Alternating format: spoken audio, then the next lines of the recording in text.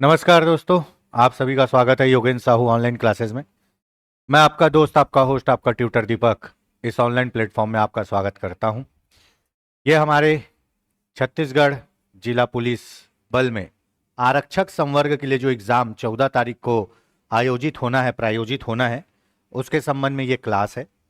शानदार 9 एमसीक्यूज़ की सीरीज़ हम कंप्लीट कर चुके हैं। ये जो एमसीक्यूज की सीरीज है, इसमें छत्तीसगढ़ के क्वेश्चन और भारत के क्वेश्चन है। जो आपका 50 नंबर का अधिभार है, 50 नंबर का वेटेज है, उसके लिए यहाँ पे तैयारी हो रही है। काफी अच्छी तैयारी हो रही है। आप लोगों का भी काफी अच्छा रिस्पॉन्स रहा है, उसके लिए तहे दिल से धन्यवाद, साधुवाद। ठीक है, वंदन है, अभिनंदन है आप लोग का। बस यही एक उम्मीद है कि आप बहुत अच्छे से पढ़ाई करो और ये पोस्ट आपके नाम होनी चाहिए। वर्दी अपने नाम की एक सिक्योर कर लो। और उसके बाद जब आप इस फील्ड में आ जाएंगे तो फिर आपके पास बहुत से ऑप्शन है।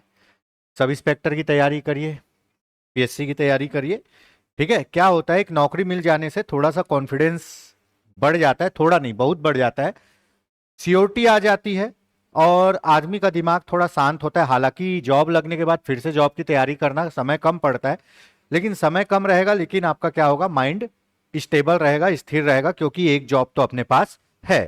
ठीक है, और आजकल जो माहौल चल रहे हैं उसमें एक जॉब लेना काफी बड़ी बात हो गई है, पर कोई टेंशन नहीं। ठीक है, जाकिर खान ने कहा है ना, हमेशा अच्छा बोलता रहो, हमेशा अच्छी बात करते रहो, हमेशा बड़ा सोचते रहो, क्या पता ऊपर वाला कब तथास्तु बोल दे। ठीक है, तो अपने लिए हमेशा अच्छा सोचो। तुम्हारे लिए जो सबसे अच्छा सोच सकता है इस दुनिया में, जो सबसे अच्छा तुम्हारा दोस्त है, वो तुम खुद खुद हो और स्वयं हो। तुम ही अपने लिए सबसे अच्छा सोच सकते हो और कर सकते हो। ठीक है, फिर से बोलूंगा, कई लोगों का कमेंट आता है, तो देखिए फॉर्म उन्हीं लोग भर पाएंगे जिन लोग फिजिकल क्वालिफाई किए हैं। पहले पुलिस विभाग की साइट में फॉर्म भराया, फिजिकल हुआ, फिजिकल क्वालिफाई हो गए। रिटर्न के लिए टेंडर कहां चले गया, व्यापम के पास। आपको रिटर्न दिलाना है तो वापस रिटर्न दिलाना है तो वापस व्यापम के साइट पे आपको क्या करना पड़ेगा, रजिस्ट्रेशन करना पड़ेगा। ठीक है, तो रजिस्ट्रेशन भी उन्हीं लोग कर पाएंगे जिन लोग पहले फिजिकल क्वालिफाई हो चुके हैं। ठीक है, चलो अब आज तो 25 हो गया, 26-27 लास्ट डेट है, तो जिन लोगों ने फॉर्म नहीं भरा है वो भर ले। आज का इस पेपर का, इस क्लास का श्री गणेश करते हैं। कल गणेश चतुर्थी है, पावन अवसर है, गणेश जी का समय आने वाला है, काफी अच्छा है। मन से अच्छे से गणेश भगवान की पूजा करिए, मन से त्योहार मनाइए और पढ़ाई भी कीजिए। आज का पहला क्वेश्चन प्रारंभ करते हैं। कथन है, छत्तीसगढ़ में गढ़ व्यवस्था की शुरुआत कल्याण साय ने की। छत्तीसगढ़ को शिवनाथ नदी के उत्तर और दक्षिण में बांटा गया था। अब बताइए, पहला कथन, कथन तो हमको पता है कि छत्तीसगढ़ में गढ़ व्यवस्था, कलचूरी शासक किसने की थी, जमाबंदी प्रणाली और गढ़ व्यवस्था की शुरुआत किसने की थी, कल्याण साय ने की थी, है ना। कल्याण साय ने गढ़ व्यवस्था की शुरुआत की थी और उसी के आधार पर छत्तीसगढ़ों को पहचाना था किसने, चीस्म ने। इतिहासकार चीस्म ने छत्तीसगढ़ों को पहचाना और यह देखा कि ये छत्तीसगढ़ शिवनाथ नदी के ऊपर 18 गढ़ है और शिवनाथ नदी के नीचे 18 गढ़ है ना। 18 गढ़ रायपुर के, 18 गढ़ बिलासपुर के। ठीक है, तो यहां पे कथन और कारण दोनों सही है और कारण कथन की सही व्याख्या करता है। हमेशा क्वेश्चन पूछेगा छत्तीसगढ़ को दो भागों में कौन सी नदी बांटती है, तो आपको पता है छत्तीसगढ़ को दो भागों में शिवनाथ नदी बांटती है, 18 गढ़ उत्तर में, 18 गढ़ दक्षिण में, है ना। बिलासपुर के 18 गढ़ और रायपुर के 18 गढ़। ठीक है, गढ़ व्यवस्था की शुरुआत की थी कौन, कल्याण साय ने। किसने, कल्याण साय ने। उसके बाद छत्तीसगढ़ों को 27 परगनों में, किसमें, 27 परगनों में किसने बदला था, 27 परगनों में विट्ठल राव दिनकर ने। किसने, विट्ठल राव ने। और यही 27 परगनों को 8 परगनों में किसने बदला, एगेन्यू ने। किसने बदला, एगेन्यू ने। और बाद में ये कितने हो गए, 9। और बाद में यही परगने क्या बन गए, जमींदारी बन गई। और उसके बाद जब हम आजाद हुए तो हमारी 14 जमींदारियों को भारत संघ में क्या किया गया, विलय किया गया। विलय कौन कराया, विलय कराए, है ना, लौह पुरुष सरदार वल्लभ भाई पटेल कराए। ठीक है, तो परगना पद्धति के सूत्रधार कहे जाते हैं कौन, बिंबाजी भोसले। और परगना पद्धति के जन्मदाता कहे जाते हैं कौन, विट्ठल राव दिनकर। ठीक है, तो यहां तक समझ में आ गया। ये सब क्वेश्चन पूछे जाते हैं।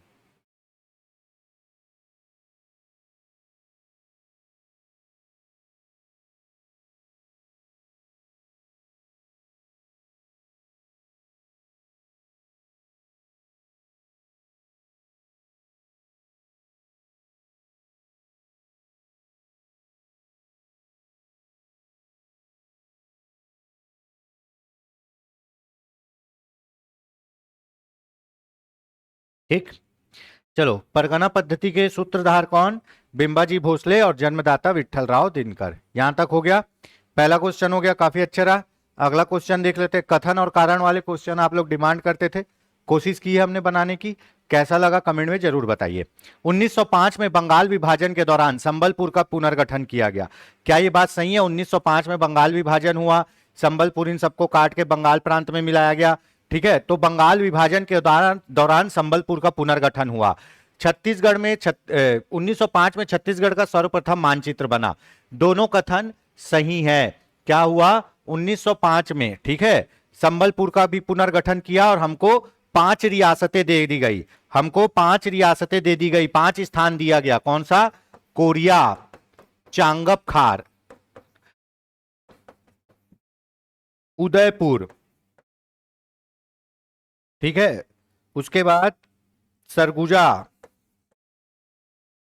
और जसपुर। जब 1905 में बंगाल विभाजन किया गया तो ये पांचों इलाकों को कहां लाया गया? छत्तीसगढ़ में लाया गया। ठीक है, बड़गढ़ वड़गढ़ को कहां भेज दिया गया? उड़ीसा में। तो हमारे यहां उस समय क्या हुआ? संबलपुर का पुनर्गठन किया, इन क्षेत्रों को छत्तीसगढ़ में लाया गया और उसी समय छत्तीसगढ़ का सर्वप्रथम मानचित्र बनाया गया। ठीक है, तो कथन और कारण दोनों सही है और कथन कारण कथन की सही व्याख्या करता है। कौन सी 1905 में कौन सी 5 रियासतों को छत्तीसगढ़ लाया गया?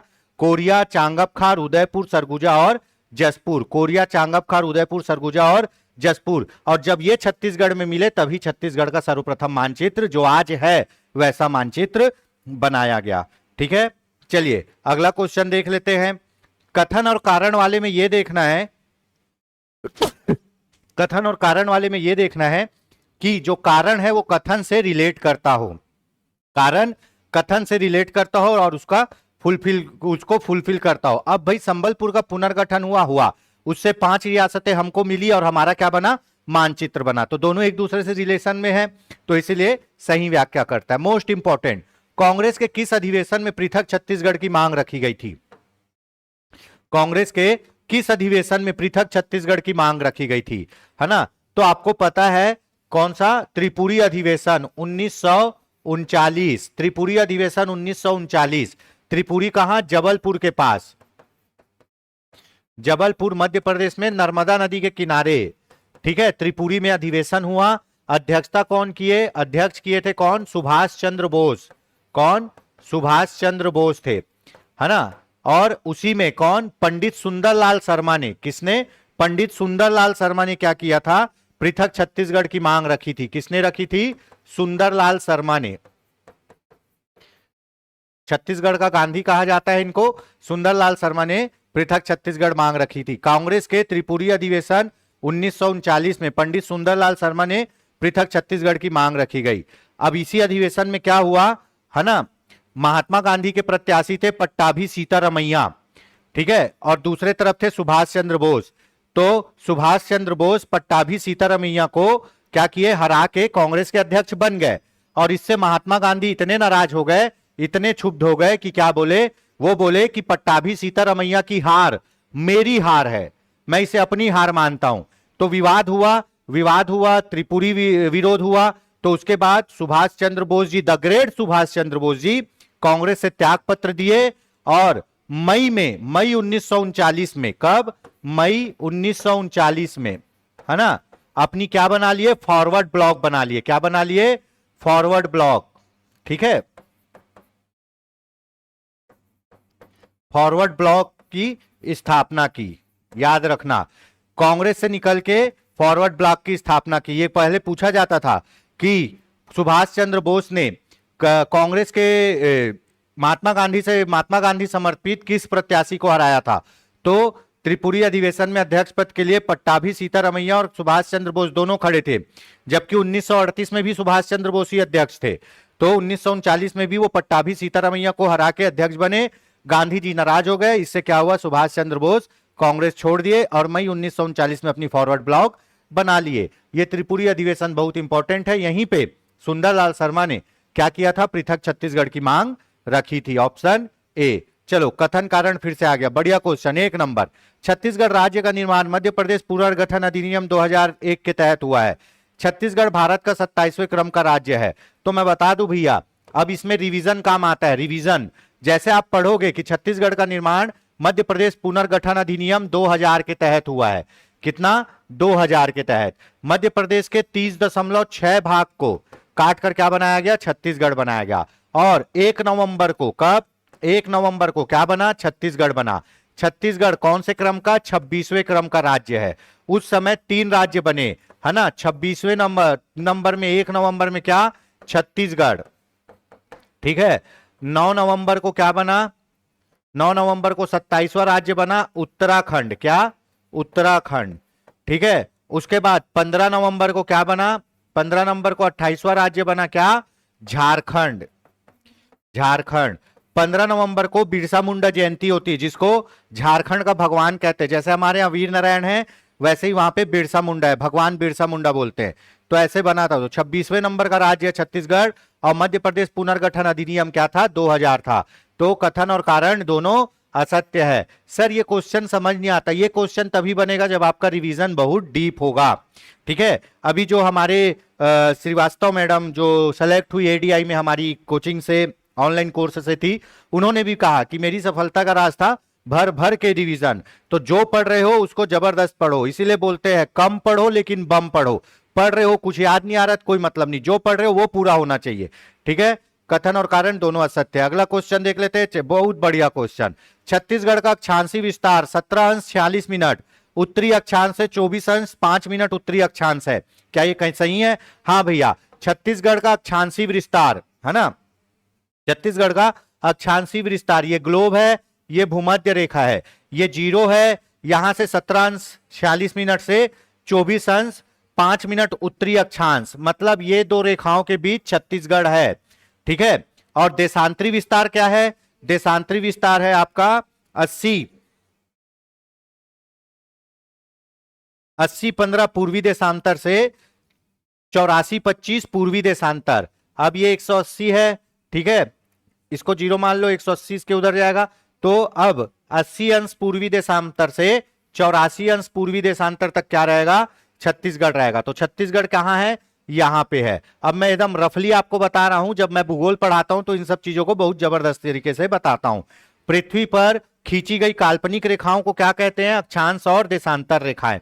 अगर ये पृथ्वी है तो पृथ्वी पर लेटी हुई रेखाओं को अक्षांश रेखा कहते हैं, और ये खड़ी हुई रेखाओं को क्या कहते हैं? ये खड़ी हुई रेखाओं को देशांतर रेखा कहते हैं, ठीक है। चलिए, तो ये हो गया अक्षांश और देशांतर रेखाएं, और इन्हीं दोनों को मिला के क्या होता है? लोकेशन। जो आप व्हाट्सएप में लोकेशन भेजते हो वो इन्हीं रेखाओं से डिसाइड होता है, ठीक। तो छत्तीसगढ़ का अक्षांशी विस्तार 17 अंश 46 मिनट उत्तरी अक्षांश से 24 अंश 5 मिनट उत्तरी अक्षांश तक है, हाँ है। और देशांतरी विस्तार क्या है?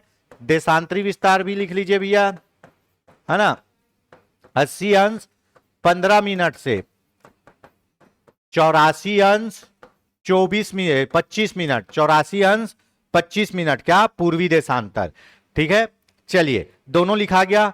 कारण, छत्तीसगढ़ राज्य का अक्षांशी विस्तार देशांतरी विस्तार की तुलना में अधिक है, बिल्कुल सही है। अब ये देखो, 17 से चालू हुआ है और 24 तक गया है ना, तो कितना हुआ? 7 हुआ, है ना। कितना अक्षांश रेखा? 7 अक्षांश रेखा, ठीक है। लेकिन ये 80 से चालू हुआ है, 84 तक गया, तो कितनी देशांतर रेखा? 4। तो भैया ये ज्यादा है तो इसमें दूरियां भी ज्यादा होगी। तो याद रखना कि हमारा देशांतरी विस्तार कम है, किसकी तुलना में? अक्षांशी विस्तार की। हमारे यहां अक्षांशी विस्तार ज्यादा है और देशांतरी विस्तार कम है। अब ये छत्तीसगढ़ ऐसे कैसे? छत्तीसगढ़ ऐसे लंबा है ना, छत्तीसगढ़ ऐसे लंबा है, एकदम रफली बता रहा हूं मैं। चौड़ाई कम है, लंबाई ज्यादा है। तो ये कौन बताएगा? ये अक्षांश रेखा बताएगा। चौड़ाई कौन बताएगा? देशांतर रेखा बताएगा।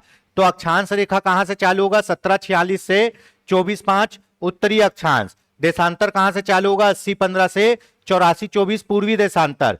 तो इसकी ऊंचाई कितनी है? 700 से 800 किलोमीटर, ठीक है, और इसकी चौड़ाई कितनी है 435 किलोमीटर। तो भैया हमारा देशांतरी विस्तार कम है और अक्षांशरी विस्तार ज्यादा है, ठीक है। तो कथन और कारण दोनों सही है और कारण कथन की सही व्याख्या करता है, ठीक है। समझ में आ गया पूरा कहानी। चलो अब आ जाते हैं अगला क्वेश्चन। छत्तीसगढ़ का सबसे बड़ा प्राकृतिक प्रदेश कौन सा है? प्राकृतिक प्रदेश छत्तीसगढ़ को उसके प्राकृतिक बनावट के आधार पर 4 भागों में बांटा गया है। छत्तीसगढ़ को उसके प्राकृतिक बनावट के आधार पर 4 भागों में बांटा गया है। पहला क्या है? पूर्वी बघेलखंड का पठार, फिर जसपुर समरी पाट प्रदेश, फिर छत्तीसगढ़ का मैदान और फिर दंडकाराय का मैदान, दंडकाराय का पठार। ये दंडकाराय के पठार को ही अब क्या बोलते हो? बस्तर बोल देते हो, नीचे का इलाका है ना। छत्तीसगढ़ का मैदान पूरा मध्य का इलाका, ठीक है। उसके बाद जसपुर सामरी पाट प्रदेश, ये पूर्व का इलाका, ठीक है। उसके बाद बघेलखंड का पठार, ये कोरिया साइड का इलाका हो गया, ठीक।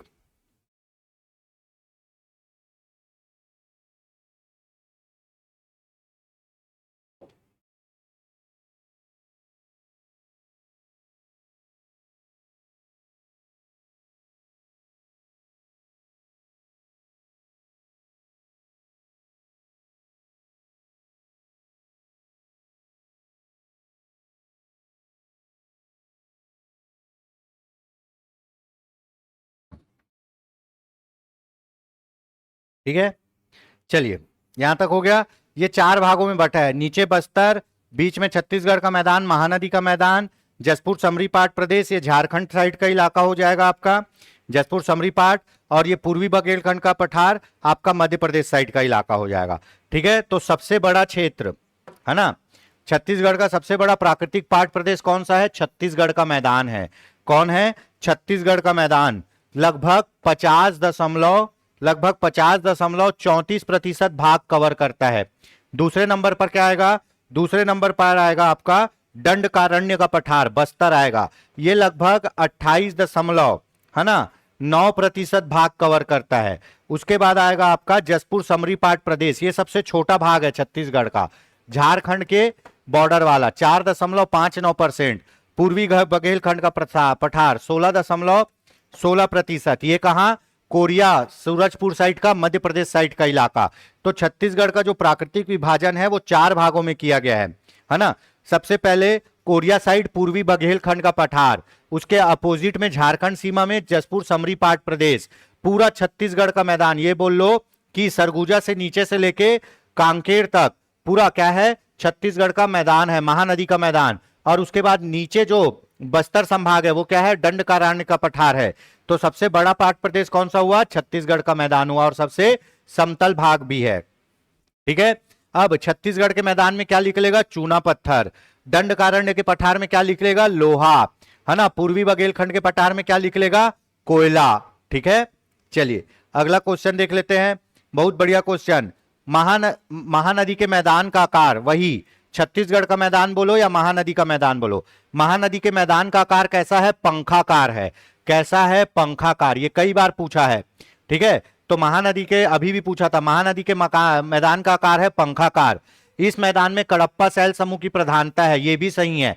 कडप्पा सैल समूह से क्या निकलता है? चूना पत्थर, चूना पत्थर, और क्या निकलता है? डोलोमाइट, चूना पत्थर और डोलोमाइट, ठीक है। अब ये क्या है? सब चूना पत्थर के ही प्रकार हैं। अब याद एक चीज दिमाग में बैठा लिए, हमारे ऊपर में क्या है? पूरा कोयला है, तो कोयले की खदानें ऊपर है, बीच में क्या है? पूरा चूना पत्थर है। तो पूरे सीमेंट कारखाने हमारे रायपुर और बदलौदा बाजार में ही है। क्यों? क्योंकि वहां चूना पत्थर है। और नीचे क्या है? पूरा लोहा है, तो लोहे की खदान हमारी नीचे है, ठीक है। तो छत्तीसगढ़ का मैदान बीच में पड़ता है, तो छत्तीसगढ़ के मैदान में क्या मिलेगा? चूना पत्थर मिलेगा।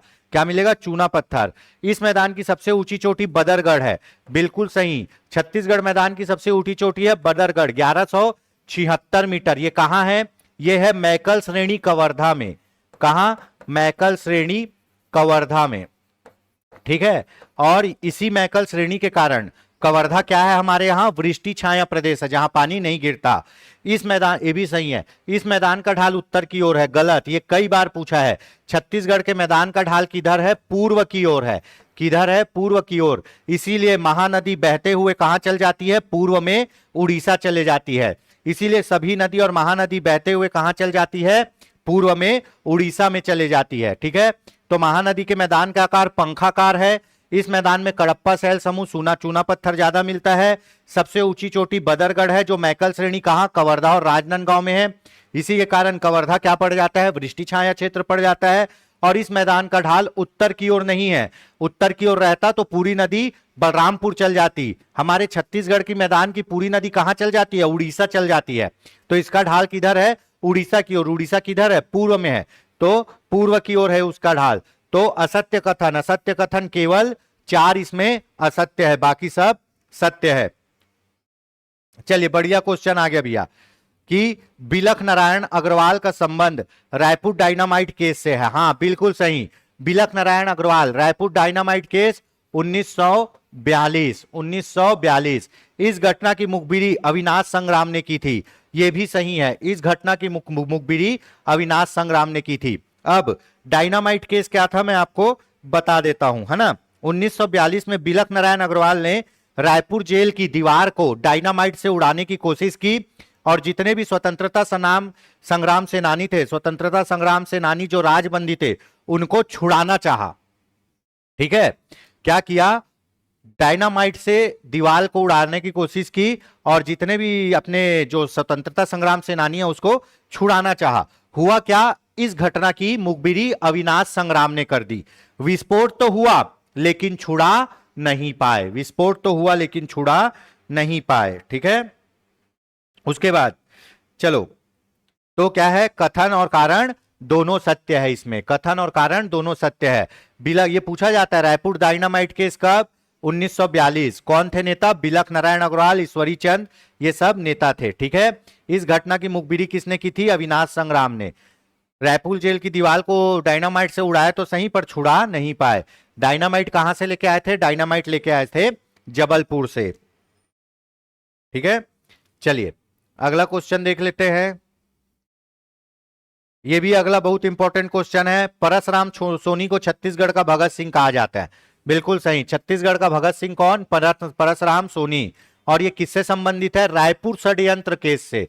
किससे? रायपुर षड्यंत्र केस। रायपुर षड्यंत्र केस भी 1942। रायपुर डायनामाइट केस भी 1942। डायनामाइट लगा के जेल की दीवार को उड़ाना था और रायपुर षड्यंत्र केस में क्या था? बम बनाना था।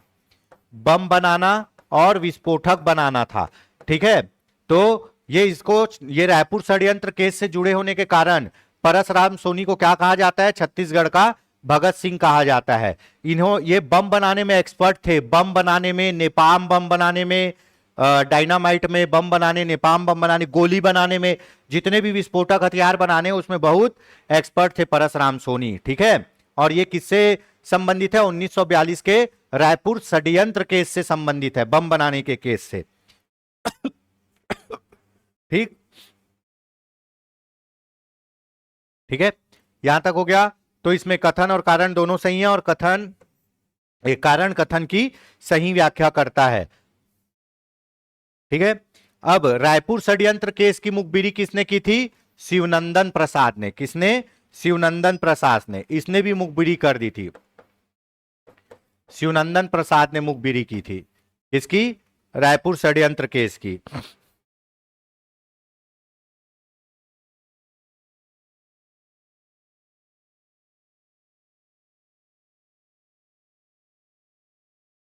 ठीक, रायपुर षड्यंत्र केस की मुखबिरी किसने की थी? शिवनंदन प्रसाद ने। और जिसके कारण किसको? परसराम सोनी को गिरफ्तार कर लिया गया, 7 साल की सजा सुनाई गई, परंतु किसके सहयोग से? परंतु पंडित रविशंकर शुक्ल के सहयोग से इनको 4 साल में ही क्या कर दिया गया? रिहा कर दिया गया। तो दोनों याद रखिएगा भैया, बहुत पूछता है। रायपुर डायनामाइट केस 42, बिलख नारायण अग्रवाल क्या किए? जेल को उड़ाने की कोशिश किए। रायपुर षड्यंत्र केस 1942, कौन? परसराम सोनी बम बनाते हुए पकड़ा गए। चलिए अगला क्वेश्चन देख लेते हैं, बहुत बढ़िया क्वेश्चन। छत्तीसगढ़ में प्रथम आम चुनाव 1937 में संपन्न हुए। बिल्कुल सही, 1935 भारत सरकार अधिनियम के द्वारा, 1935 भारत सरकार अधिनियम आया, है ना। हमारे संविधान का 2/3 भाग कहां से लिया गया है? भारत सरकार अधिनियम से। तो 1935 भारत सरकार अधिनियम के द्वारा 1937 में चुनाव हुए। बिल्कुल सही है, चुनाव हुए। 1937 में गठित मंत्रिमंडल में प्रथम मुख्यमंत्री पंडित रविशंकर शुक्ल को बनाया गया। बिल्कुल गलत, है ना। आपको पता है छत्तीसगढ़ के पहले मुख्यमंत्री पंडित रविशंकर शुक्ल ही थे, है ना, यहाँ पे मध्य प्रदेश छत्तीसगढ़ के। पर 1937 में जो मंत्रिमंडल गठित हुआ था, तो सबसे पहले मुख्यमंत्री किसको बनाए थे? मुख्यमंत्री जुलाई 1937 में बनाए थे किसको? नारायण भास्कर खरे को। किसको? नारायण भास्कर खरे को बनाया गया था। अब कब? 1937 जुलाई में खरे को बनाया गया। 1938 जुलाई में खरे ने क्या कर दिया गया? त्याग पत्र दे दिया। जब नारायण भास्कर खरे ने त्याग पत्र दिया, तब कौन बने मुख्यमंत्री? जुलाई 1938 में मुख्यमंत्री कौन बने? रविशंकर शुक्ल बने। कौन बने? रविशंकर शुक्ल। तो यह चीज याद रखेगा। 1935 के अधिनियम के द्वारा, हम लोग उस समय मध्य प्रांत और बरार के हिस्सा थे। 1935 अधिनियम के द्वारा 1937 में आम चुनाव हुआ, जिसमें पहला मंत्रिमंडल जुलाई 1937 में गठित हुआ, जिसमें भास्कर नारायण खरे, है ना, नारायण भास्कर खरे को मुख्यमंत्री बनाया गया था और पंडित रविशंकर क्या थे? शिक्षा मंत्री थे। पर एक साल बाद 1938 में नारायण भास्कर खरे ने इस्तीफा दे दिया, तब पंडित रविशंकर मुख्यमंत्री बने। कौन बने? पंडित रविशंकर शुक्ल मुख्यमंत्री बने। तो यह पूछा जाता है कि भैया पहले मंत्रिमंडल में पंडित रविशंकर शुक्ल को कौन सा विभाग दिया गया था? कौन सा?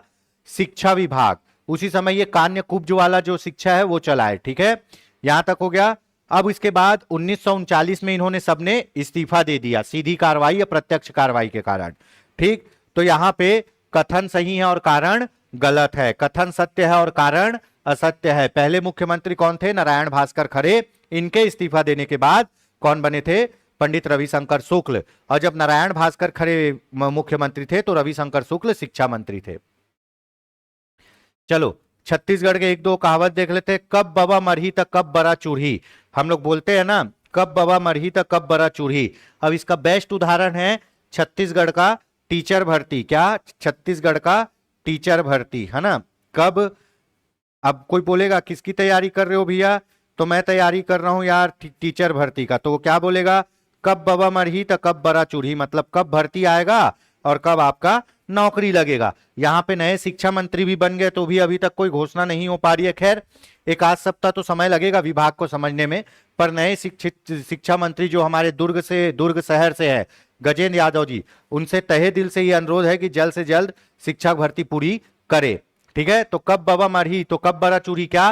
कार्य का अनिश्चित होना, काम कब होगा नहीं पता। अब बाबा अभी जिंदा है और तुमको बड़ा खाना है और घर वाले बोल रहे हैं जब बाबा मरेगा तब बड़ा खिलाएंगे, तो आप क्या बोलोगे? पता नहीं कब बाबा मरेगा और तुम लोग कब बड़ा खिलाओगे। सेम, पता नहीं कब शिक्षक भर्ती आएगी और कब हमारी नौकरी लगेगी। ठीक है, तो ऑप्शन बी। अगला क्वेश्चन देख लेते हैं, बहुत पूछा गया, व्यापम का पेटेंट क्वेश्चन है। चाउर छींचना मुहावरे का अर्थ क्या है? चाउर छींचना मुहावरे का अर्थ होता है क्या? जादू टोना करना। क्या करना? जादू टोना करना। चाउर ऐसे फूक फाक के तुम्हारे ब्यारा में फेंक दिए, तुम्हारे घर के दरवाजे में फेंक दिए, तो तुम लोग बखानते हुए निकलोगे, कौन है रे रोगा भड़वा हमारे घर के सामने में चाउर छींच दे, ऐसे करे वैसे करे, है ना। तो फिर गाली गलौज चालू हो जाता है। तो चाउर छींचना मतलब क्या होगा? जादू टोना करना। चलो अगला क्वेश्चन देख लेते हैं।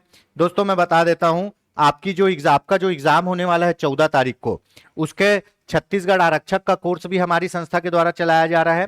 ठीक है, आपको रिकॉर्डेड क्लास मिलेंगे, अपडेटेड क्लास मिलेंगे, पीडीएफ नोट्स मिलेगा।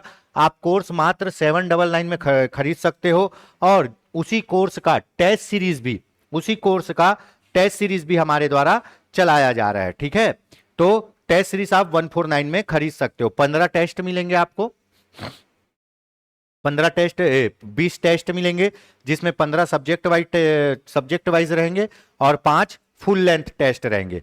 दोस्तों जो आगामी शिक्षक भर्ती बहुत बहु प्रतीक्षित और ऐतिहासिक भर्ती है, उसके लिए भी हमारी संस्था के द्वारा क्या कराया जा रहा है? क्लास चलाया जा रहा है। ठीक है, और जो सीजीटेट का एग्जाम होने वाला है फरवरी में, उसकी भी क्लास हमारे यहाँ चल रही है। तो अगर आप सीजीटेट की क्लास लेना चाहते हैं तो 999 में मिल जाएगा। शिक्षक भर्ती की भी क्लास आपको 999 में मिल जाएगी। दोस्तों अगर आप हमसे जुड़ना चाहते हैं, क्लास के बारे में कोई भी जानकारी चाहते हैं, तो हमारे संस्था के नंबर 8770123687 पर संपर्क कर सकते हैं, या फिर Yogendra Sahu online classes app को प्ले स्टोर से डाउनलोड कर सकते हैं, या फिर हमारी यूट्यूब चैनल से जुड़ सकते हैं, टेलीग्राम चैनल से जुड़ सकते हैं। कोई भी जानकारी हो, कोई भी जानकारी चाहिए हो तो जरूर एक बार संस्था के नंबर पर संपर्क करिए। चलो आगे बढ़ते हैं। इस राज्य में केशकाल घाटी में स्थित सती मंदिर का अन्य नाम क्या है? सती मंदिर का अन्य नाम बहुत पूछा है, पीएससी में एक बार पूछा है ना। तो केशकाल घाटी में कौन सा मंदिर है? तेलिन माता का मंदिर, तेलिन घाटी भी बोलते हैं, तेलिन माता का मंदिर। जब आप जाओगे बस्तर घूमने और केशकाल घाटी में ऐसे घाट चढ़ते रहोगे तो एक मंदिर आएगा, इस साइड एक मंदिर आएगा, वहां हर गाड़ी वाले रुक के पूजा करते हैं। ऐसा माना जाता है कि वो माता वहां पे रक्षा करती है। ठीक है, तो तेलिन माता, तेलिन घाटी बहुत फेमस है। आप वहां सच में जाके देखिए, हर ट्रक वाले, मोस्टली ट्रक वाले क्या करते हैं, वहां नारियल चढ़ाते हैं। ठीक,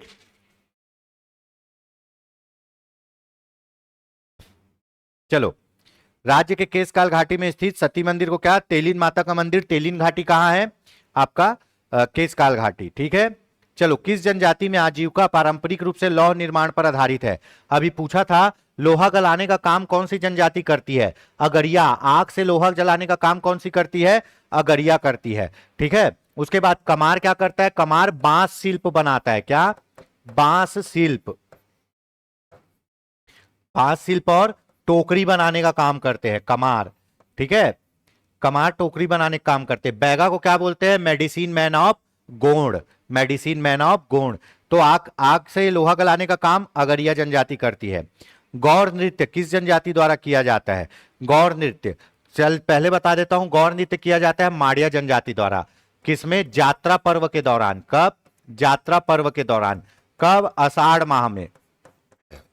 कब? आषाढ़ माह में। ठीक है, माड़िया जनजाति द्वारा गौर नृत्य किया जाता है आषाढ़ माह में। अब यहां नृत्य का नाम बता देता हूं, गौर नृत्य। गौर नृत्य इसको क्या बोलते हैं? बाइसन हार्न, बाइसन हार्न नृत्य। ठीक है, इसमें क्या होता है? यात्रा पर्व में माड़िया जनजाति करती है, जो बाइसन है जंगली भैंसा, उसके सिंग का मुकुट बना के सामने पूरी कौड़ियों से सजा के उसको पहन के नाचते हैं।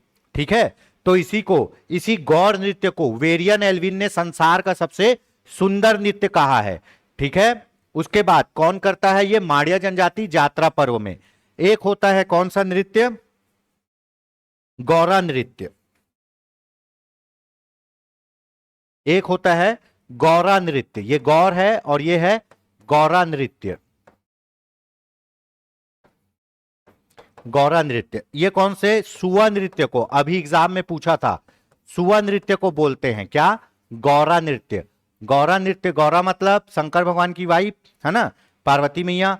तो सुआ नृत्य में क्या होता है? टोकरी में धान लेते हैं, धान में सुआ मतलब होता है तोता, सुआ मतलब होता है तोता, दो तोता, मिट्टी का तोता बना के रखते हैं, एक दिया जलाते हैं, वो शंकर और पार्वती का रूप है। और दिवाली के समय गाना गाते हैं, है ना, क्या? तरीहरी नाना नाना सुआना वाला। ठीक है, तो गौरा नृत्य किसको बोलते हैं? सुआ नृत्य को। और एक पर्व होता है गौरा गौरी पर्व, गौरा गौरी पर्व दिवाली के समय। ठीक है, दिवाली के समय गौरा गौरी पर्व होता है, ये अलग है। गौर नृत्य मतलब बाइसनहान, गौरा नृत्य मतलब सुआ नृत्य, गौरा गौरी एक पर्व है जो दिवाली के समय होता है। ठीक, यहां तक हो गया।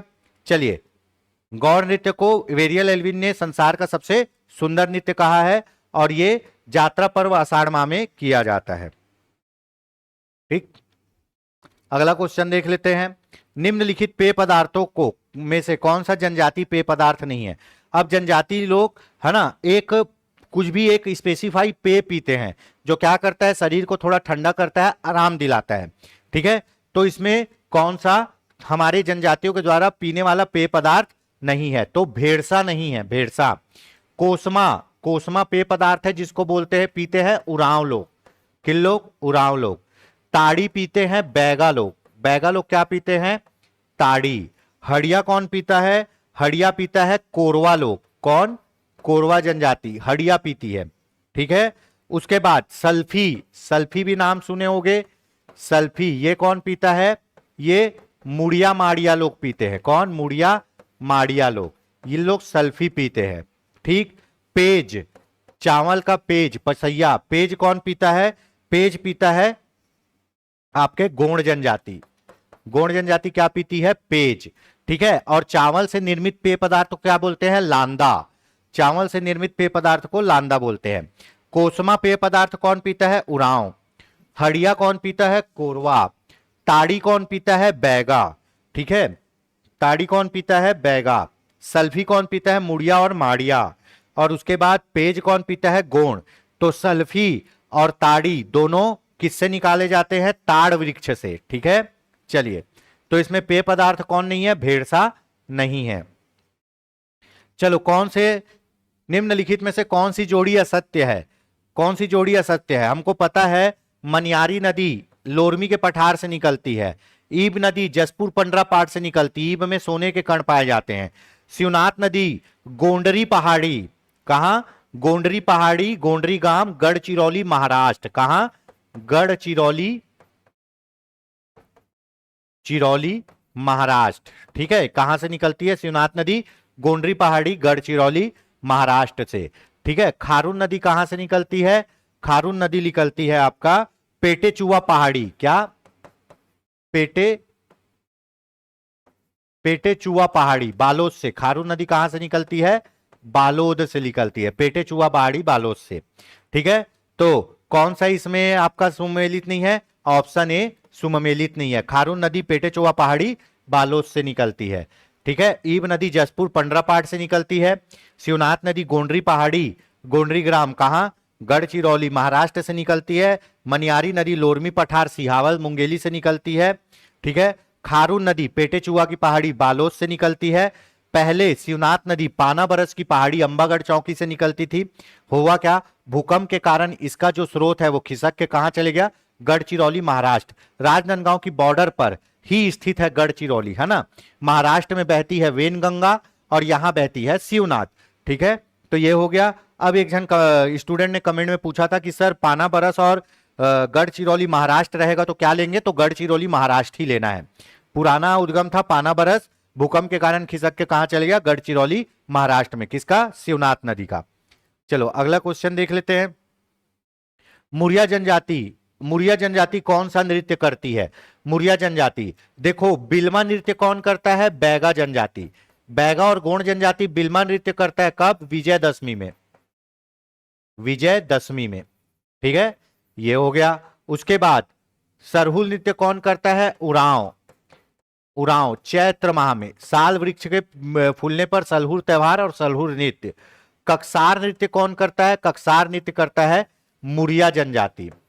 ककसार नृत्य कौन करता है? मुरिया जनजाति।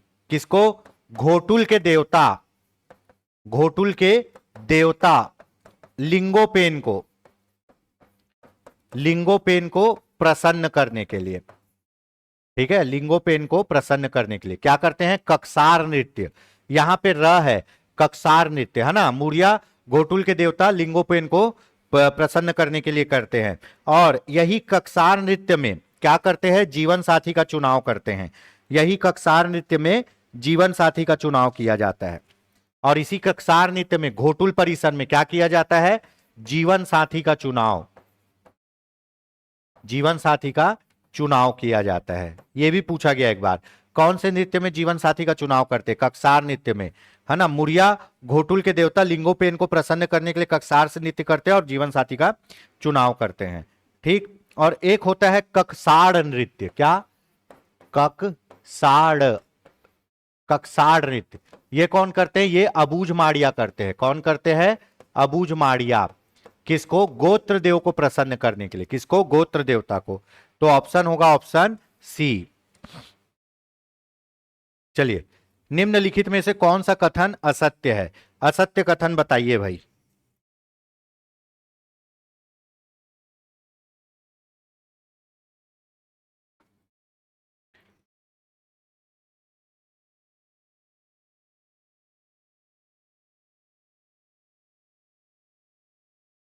चलिए, असत्य कथन बताइए फटाक से, है ना। छत्तीसगढ़ के प्रथम मराठा शासक बिंबाजी भोसले थे। बहुत सही। छत्तीसगढ़ के प्रथम प्रत्यक्ष मराठा शासक प्रत्यक्ष मराठा शासन थे। इन्होंने रतनपुर आके शासन किया यहीं पे रह के। तो छत्तीस हुआ क्या आपका 1741 में कौन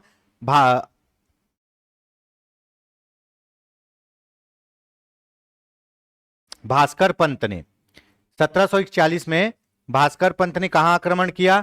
छत्तीसगढ़ में आक्रमण किया और रघुनाथ सिंह को हरा दिया और यहां पे मराठा कालीन व्यवस्था लागू की।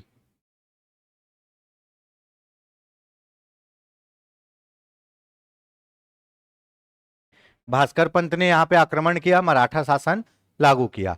उसके बाद 1758 में कौन आए छत्तीसगढ़? छत्तीसगढ़ के प्रथम मराठा शासक बिंबाजी भोसले आए प्रत्यक्ष रूप से शासन करने, यहीं पे रह के शासन किए ये। ठीक है, तो छत्तीसगढ़ के प्रथम मराठा शासक कौन थे? बिंबाजी भोसले थे। क्यों? क्योंकि उन्होंने प्रत्यक्ष शासन किया, छत्तीसगढ़ में आके रतनपुर में रह के शासन किया। कब से कब किया? 1758 से 1787 तक किया। ठीक है, रतनपुर में राम टेकरी मंदिर का निर्माण रामचंद्र देव ने कराया? नहीं, रतनपुर में राम टेकरी मंदिर का निर्माण बिंबाजी भोसले ने कराया। किसने? बिंबाजी भोसले ने। ठीक है, तो इसमें असत्य कौन सा है? असत्य ऑप्शन सी है। कहानी समझिए, भास्कर पंत ने 1741 में आक्रमण तो किया, लेकिन यहां कोई मराठा शासक आके शासन नहीं किया। पहले मराठा शासक जो छत्तीसगढ़ आए वो कौन थे? बिंबाजी भोसले, और यहीं रह के शासन किए। कब से कब तक? 1758 से 1787 तक। इनके मरने के बाद वेंकोजी भोसले ने क्या किया? सूबा पद्धति लागू कर दिया, सूबेदार के माध्यम से शासन चलाए। ठीक है, सूबेदार के माध्यम से शासन चलाने के बाद क्या हुआ आपका? सुप्रिटेंडेंट के माध्यम से शासन चला। सुप्रिटेंडेंट के माध्यम से शासन जब हटा तो किससे चला? जिलेदार के माध्यम से शासन चला। ठीक है, तो एक ही शासक थे जो बिंबाजी भोसले, जो छत्तीसगढ़ आके शासन किए, बाकी लोग नागपुर से ही किए। ठीक, तो इनका काल था प्रत्यक्ष मराठा शासन 58 से 87 तक। रतनपुर में जैसे ही आप खूटा घाट की ओर जाओगे तो वहां पे बीच में राम टेकरी पड़ता है। राम टेकरी पहाड़ के ऊपर एक मंदिर है भगवान राम का, पहाड़ के ऊपर भगवान राम का मंदिर है, उसको राम टेकरी बोलते हैं। और ये मंदिर कौन बनाया था? बिंबाजी भोसले ने बनाया था। ठीक है, यहां रामचंद्र देव लिखा है नहीं, बिंबाजी भोसले ने बनाया था। और इसी राम टेकरी मंदिर के सामने, कहानी सुनिए, इसी राम टेकरी मंदिर के सामने बिंबाजी भोसले की पत्नी आनंदीबाई ने, किसने? आनंदीबाई ने, बिंबाजी भोसले की पत्नी आनंदीबाई ने इसी राम टेकरी मंदिर के सामने बिंबाजी की एक हाथ जोड़ी हुई मूर्ति बनाई है। तो दो क्वेश्चन है, राम टेकरी मंदिर का निर्माण कराया बिंबाजी भोसले ने, और राम टेकरी मंदिर के सामने हाथ जोड़ी हुई मूर्ति बिंबाजी की कौन बनाया? उसकी पत्नी आनंदीबाई ने बनाई। ठीक है, चलो अगला क्वेश्चन देख लेते हैं। यह भी खूब पूछता था पहले, छत्तीसगढ़ के मराठा शासक के प्रथम एवं अंतिम सूबेदार के बारे में कौन सी जोड़ी सत्य है? तो इसमें पूछ रहा है पहला सूबेदार कौन था और अंतिम सूबेदार कौन था। तो पहला कौन था? महिपत राव दिनकर। ठीक है, महिपत राव दिनकर, विठल राव दिनकर, केशव गोवी, बीकाजी गोपाल, सकाराम हरि, सीताराम टटिया, यादराव दिवाकर। तो महिपत राव दिनकर और अंतिम कौन था? यादराव दिवाकर। अब ये बताओ, ठीक है, आपका बिंबाजी भोसले ने तो क्या किया? प्रत्यक्ष शासन किया यहीं आके। बिंबाजी भोसले के बाद जब व्यंकोजी भोसले आए तो व्यंकोजी भोसले ने कौन सा व्यवस्था चालू किया? सूबा, है ना, सूबा व्यवस्था। और सूबे का प्रमुख क्या होता था? सूबेदार। सूबेदार शासक नहीं होता था, सूबेदार प्रतिनिधि होता था। किसका? मराठों का, जो यहां पे शासन देखता था। तो पहले सूबेदार हुए महिपत राव दिनकर और अंतिम सूबेदार कौन हुए? यादराव दिवाकर हुए। ठीक है, तो सूबा पद्धति कौन? व्यंकोजी भोसले ने चालू किया। और व्यंकोजी भोसले अप्रत्यक्ष मराठा शासक थे। क्यों? क्योंकि वो छत्तीसगढ़ में रह के शासन नहीं करते थे, वो नागपुर में रह के शासन करते थे। अपने प्रतिनिधि भेज देते थे जिनको बोलते थे सूबेदार। ठीक है, अगला क्वेश्चन देख लेते हैं। निम्नलिखित में से कौन सी जोड़ी असत्य है? कौन सी जोड़ी असत्य है? ठीक है, तो सिपाही विद्रोह हनुमान सिंह कब? 1858 में, 1858 में। ठीक है, उसके बाद बड़गढ़ की क्रांति अजीत सिंह, ये भी सही है। धमधा का गोड़ विद्रोह, किसके? धमधा के गोड़ विद्रोह कौन? धमधा गोंड राजा के द्वारा, धमधा के गोंड राजा के द्वारा किया गया था। धमधा के गोंड राजा के द्वारा किया गया था। संबलपुर का विद्रोह सुरेंद्र शाह, ये भी सही है, ये सही है, ये सही है, ये सही है। गलत कौन सा है? ये तो ऑप्शन क्या होगा? ऑप्शन सी होगा। ठीक है, ऑप्शन क्या होगा? Option C. धमधा का गोंड विद्रोह धमधा के गोंड राजाओं ने किया था। सावंत भारती ने सावंत भारती विद्रोह किया था। संबलपुर का विद्रोह कौन किया था? सुरेंद्र साय। और सुरेंद्र साय को क्या कहते हैं? छत्तीसगढ़ का अंतिम शहीद। क्या कहते हैं? छत्तीसगढ़ का अंतिम शहीद। ठीक है, छत्तीसगढ़ का अंतिम शहीद कहा जाता है। इनकी मृत्यु कब हुई? 1884 में। सुरेंद्र साय की मृत्यु कब हुई? 1884 में। ठीक है, उसके बाद छत्तीसगढ़ का मंगल पांडे कहे जाने वाले हनुमान सिंह।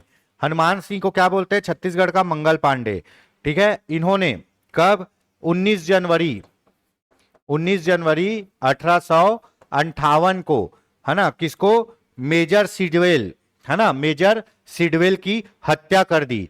ये मैगजीन लश्कर के पद पर कार्यरत थे। ठीक है, भैंसवाड़ा राजपूत जाति के हैं, मैगजीन लश्कर के पद पर कार्यरत थे और 19 जनवरी 1858 को सिडवेल की हत्या कर दी इन्होंने। सिडवेल की हत्या कर दी, जैसे मंगल पांडे ने की थी वैसे ही सिडवेल की हत्या कर दी। उसके बाद 22 जनवरी 1858 को इनके 17 साथियों को क्या कर दिया गया? फांसी दे दिया गया। यह भी पूछा गया है कि हनुमान सिंह के 17 साथियों को कब फांसी दिया गया? 22 जनवरी 1858, है ना। सिपाही विद्रोह कब हुआ छत्तीसगढ़ में? 19 जनवरी 1858। हनुमान सिंह जो कि भैंसवाड़ा राजपूत जाति के थे, सिडवेल की हत्या कर दी, जिसके कारण 22 जनवरी 1858 को 17 इनके साथियों को फांसी दे दी गई। ठीक है, संबलपुर का विद्रोह सुरेंद्र साय ने किया, ये मर गया 1884 में। छत्तीसगढ़ का अंतिम शहीद बड़गढ़ का विद्रोह अजीत सिंह और इनके पुत्र ने किया था कर के विरोध में। धमधा का विद्रोह धमधा के गोंड राजाओं ने किया था, सावंत भारती ने नहीं किया था। Option C. चलो, जनजाति और कहां रहती है? अब जो जहां से पकड़ा रहा है वहीं से पकड़ो। ठीक है, अब अपने को पता है अबूझमाड़िया नारायणपुर में रहती है। ठीक है, बिंझवार सोनाखान बलौदा बाजार में रहती है। पहाड़ी कोरवा कहां रहेगा? जसपुर में। और भुजिया कहां रहेगा? गरियाबंद में। ठीक है, तो इस अनुसार आपका ऑप्शन होगा ऑप्शन 2 3 4 2 3 1 4 2 3 1 4। देखते हैं कौन सा है 2 3 1 4। 2 3 1 4 ऑप्शन सी। ये इस टाइप के क्वेश्चन पूछे जाएंगे भैया। चलिए, बहुत बढ़िया क्वेश्चन आया है, इसको भी देख लेते हैं। कोडार बांध का नाम क्या है? शहीद वीर नारायण सिंह कोडार परियोजना। शहीद वीर नारायण सिंह कोडार परियोजना कोडार नदी में। कहा? महासमुंद में। महासमुंद। ठीक है, गंगरेल बांध को बोलते हैं रविशंकर जलाशय। कहा? महानदी में। कहा? धमतरी में। कब बना है? 1979 में। उसके बाद मॉडर्न सिल्ली बांध, इसको बोलते हैं बाबू छोटेलाल श्रीवास्तव बांध। कहां है? धमतरी में। कौन से नदी पे? सिलियारी नदी पे। एशिया का पहला साइफन बांध है, मतलब पानी बढ़ने से गेट खुद खुलेगा और पानी घटने से गेट खुद बंद होगा। ठीक है, खूटा घाट बांध का नाम है संजय गांधी। क्या? संजय गांधी खूटा, है ना, संजय गांधी खारंग परियोजना। ठीक है, संजय गांधी खूटा घाट खारंग परियोजना। अब राजीव गांधी परियोजना का नाम क्या है? राजीव गांधी परियोजना का नाम है खुड़िया मनियारी। क्या? खुड़िया मनियारी राजीव गांधी परियोजना। मैं बोलता हूं कि पूरा नाम पढ़ के याद करिएगा। तो कौन सा सुमेलित नहीं है? ऑप्शन सी सुमेलित नहीं है। कोडार बांध कोडार नदी पर शहीद वीर नारायण सिंह बांध है महासमुंद में। गंगरेल बांध को रविशंकर जलाशय बोलते हैं, महानदी धमतरी में 79 में बना है। खूटा घाट बांध को बोलते हैं संजय गांधी, खूटा घाट संजय गांधी परियोजना। ठीक है, उसके बाद राजीव गांधी परियोजना किसको बोलते हैं? खुड़िया मनियारी राजीव गांधी परियोजना। मॉडर्न सिल्ली बांध का नाम क्या रख दिया है? बाबू छोटेलाल श्रीवास्तव बांध। कहां है? धमतरी में, सिलियारी नदी पर। ठीक है, और एशिया का पहला साइफन बांध है। तो कौन सा सुमेलित नहीं है? ऑप्शन सी सुमेलित नहीं है। चलो बढ़िया। 1876 में हुए दक्षिण बस्तर में उस विद्रोह को पहचानिए जिसका प्रमुख कारण अंग्रेजों की ऑटोक्रेसी नीति एवं गोपीनाथ कपड़दास को दीवान बनाना था। तो अपने को पता है 1876 में, है ना, कौन सा? मुड़िया या मुड़िया विद्रोह 1876। कौन थे नेता? झाड़ा सिरहा। कौन थे नेता? झाड़ा सिरहा। झाड़ा सिरहा थे इसके नेता। ठीक है, ये विद्रोह क्यों हुआ था? ये विद्रोह हुआ था क्या? गोपीनाथ ऑटोक्रेसी नीति और गोपीनाथ कपड़दास को दीवान बनाने के कारण, जिसके कारण वहां की स्थानीय जनता ने इसका विद्रोह किया शोषण के विरुद्ध। ठीक है, तो 1876 में हुआ मुड़िया विद्रोह, है ना, मुड़िया या मुड़िया विद्रोह। ठीक है,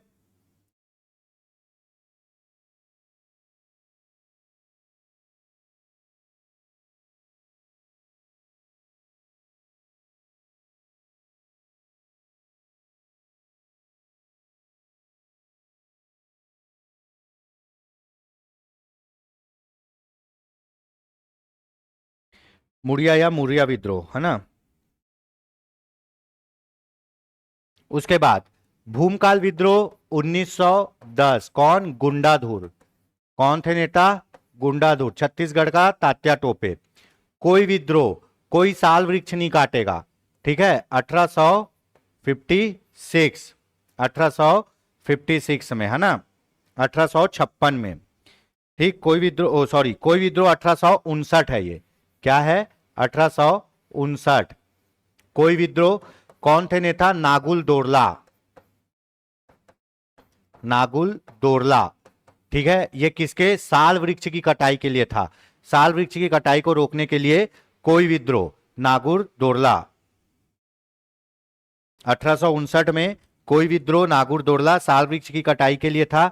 इसीलिए इसको छत्तीसगढ़ का चिपको आंदोलन कहा जाता है, कोई विद्रोह को। अब आया मोस्ट इंपॉर्टेंट, लिंगागिरी विद्रोह। लिंगागिरी विद्रोह 1856, कौन? धुरवाराव माड़िया। धुरवाराव माड़िया। ठीक है, अब ये क्या था? ये लिंगागिरी विद्रोह इसलिए हुआ ताकि बस्तर को अंग्रेजी साम्राज्य में ना मिलाया जाए। बस्तर को अंग्रेजी साम्राज्य में मिला रहे थे, इसलिए ये विद्रोह हुआ, लिंगागिरी विद्रोह। किसने, कौन थे नेता? धुरवाराव माड़िया। इनको, लिंगागिरी विद्रोह को बस्तर का महान मुक्ति संग्राम कहते हैं। बस्तर का महान मुक्ति संग्राम, किसको? लिंगागिरी विद्रोह को। लिंगागिरी विद्रोह को बस्तर का महान मुक्ति संग्राम कहा जाता है। ठीक, और धुरवाराव माड़िया को बस्तर का दूसरा शहीद कहा जाता है। क्या कहा जाता है? बस्तर का दूसरा शहीद, है ना। पहला शहीद कौन था? गेन सिंह था। ठीक है, चलिए यहां तक हो गया। लिंगागिरी विद्रोह समझ में आ गया। मुड़िया विद्रोह, इसी को मुड़िया विद्रोह भी कहते हैं, 1876, झाड़ा सिरहा।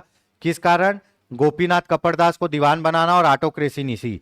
कोई विद्रोह, कोई भी साल वृक्ष नहीं काटेगा। नागुल दोरला बोला है कोई साल वृक्ष नहीं काटेगा, 1859। ठीक है, इसको छत्तीसगढ़ का चिपको आंदोलन कहते हैं। भूमकाल विद्रोह 1910, गुंडाधुर, है ना, शोषण के विरुद्ध। ठीक है, तो इसमें होगा ऑप्शन सी। भारत छोड़ो आंदोलन में छत्तीसगढ़ से निम्नलिखित किन व्यक्तियों ने सक्रिय भाग लिया? सक्रिय मतलब जो गए। भारत छोड़ो आंदोलन में पंडित रविशंकर शुक्ल, घनश्याम सिंह गुप्त और बैरिस्टर छेदीलाल गए।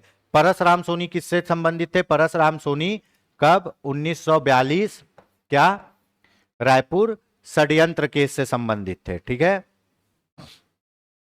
ऑप्शन होगा ऑप्शन 1, 2, 3। और इन्हीं लोग को क्या हुआ? भारत छोड़ो आंदोलन में 9 अगस्त में ऑपरेशन 0 आवर चलाया गया और जितने भी बड़े नेता हैं उनको क्या किया? गिरफ्तार कर लिया गया। गांधी जी को गिरफ्तार करके पूना के आगा खां पैलेस में रखा। तब गांधी जी बोले कि अब करो या मरो, भारत छोड़ो आंदोलन के दौरान। ऑप्शन होगा ऑप्शन ए। अगला क्वेश्चन देखते हैं, निम्नलिखित में से कौन सा जलपात्र बलरामपुर जिले में है?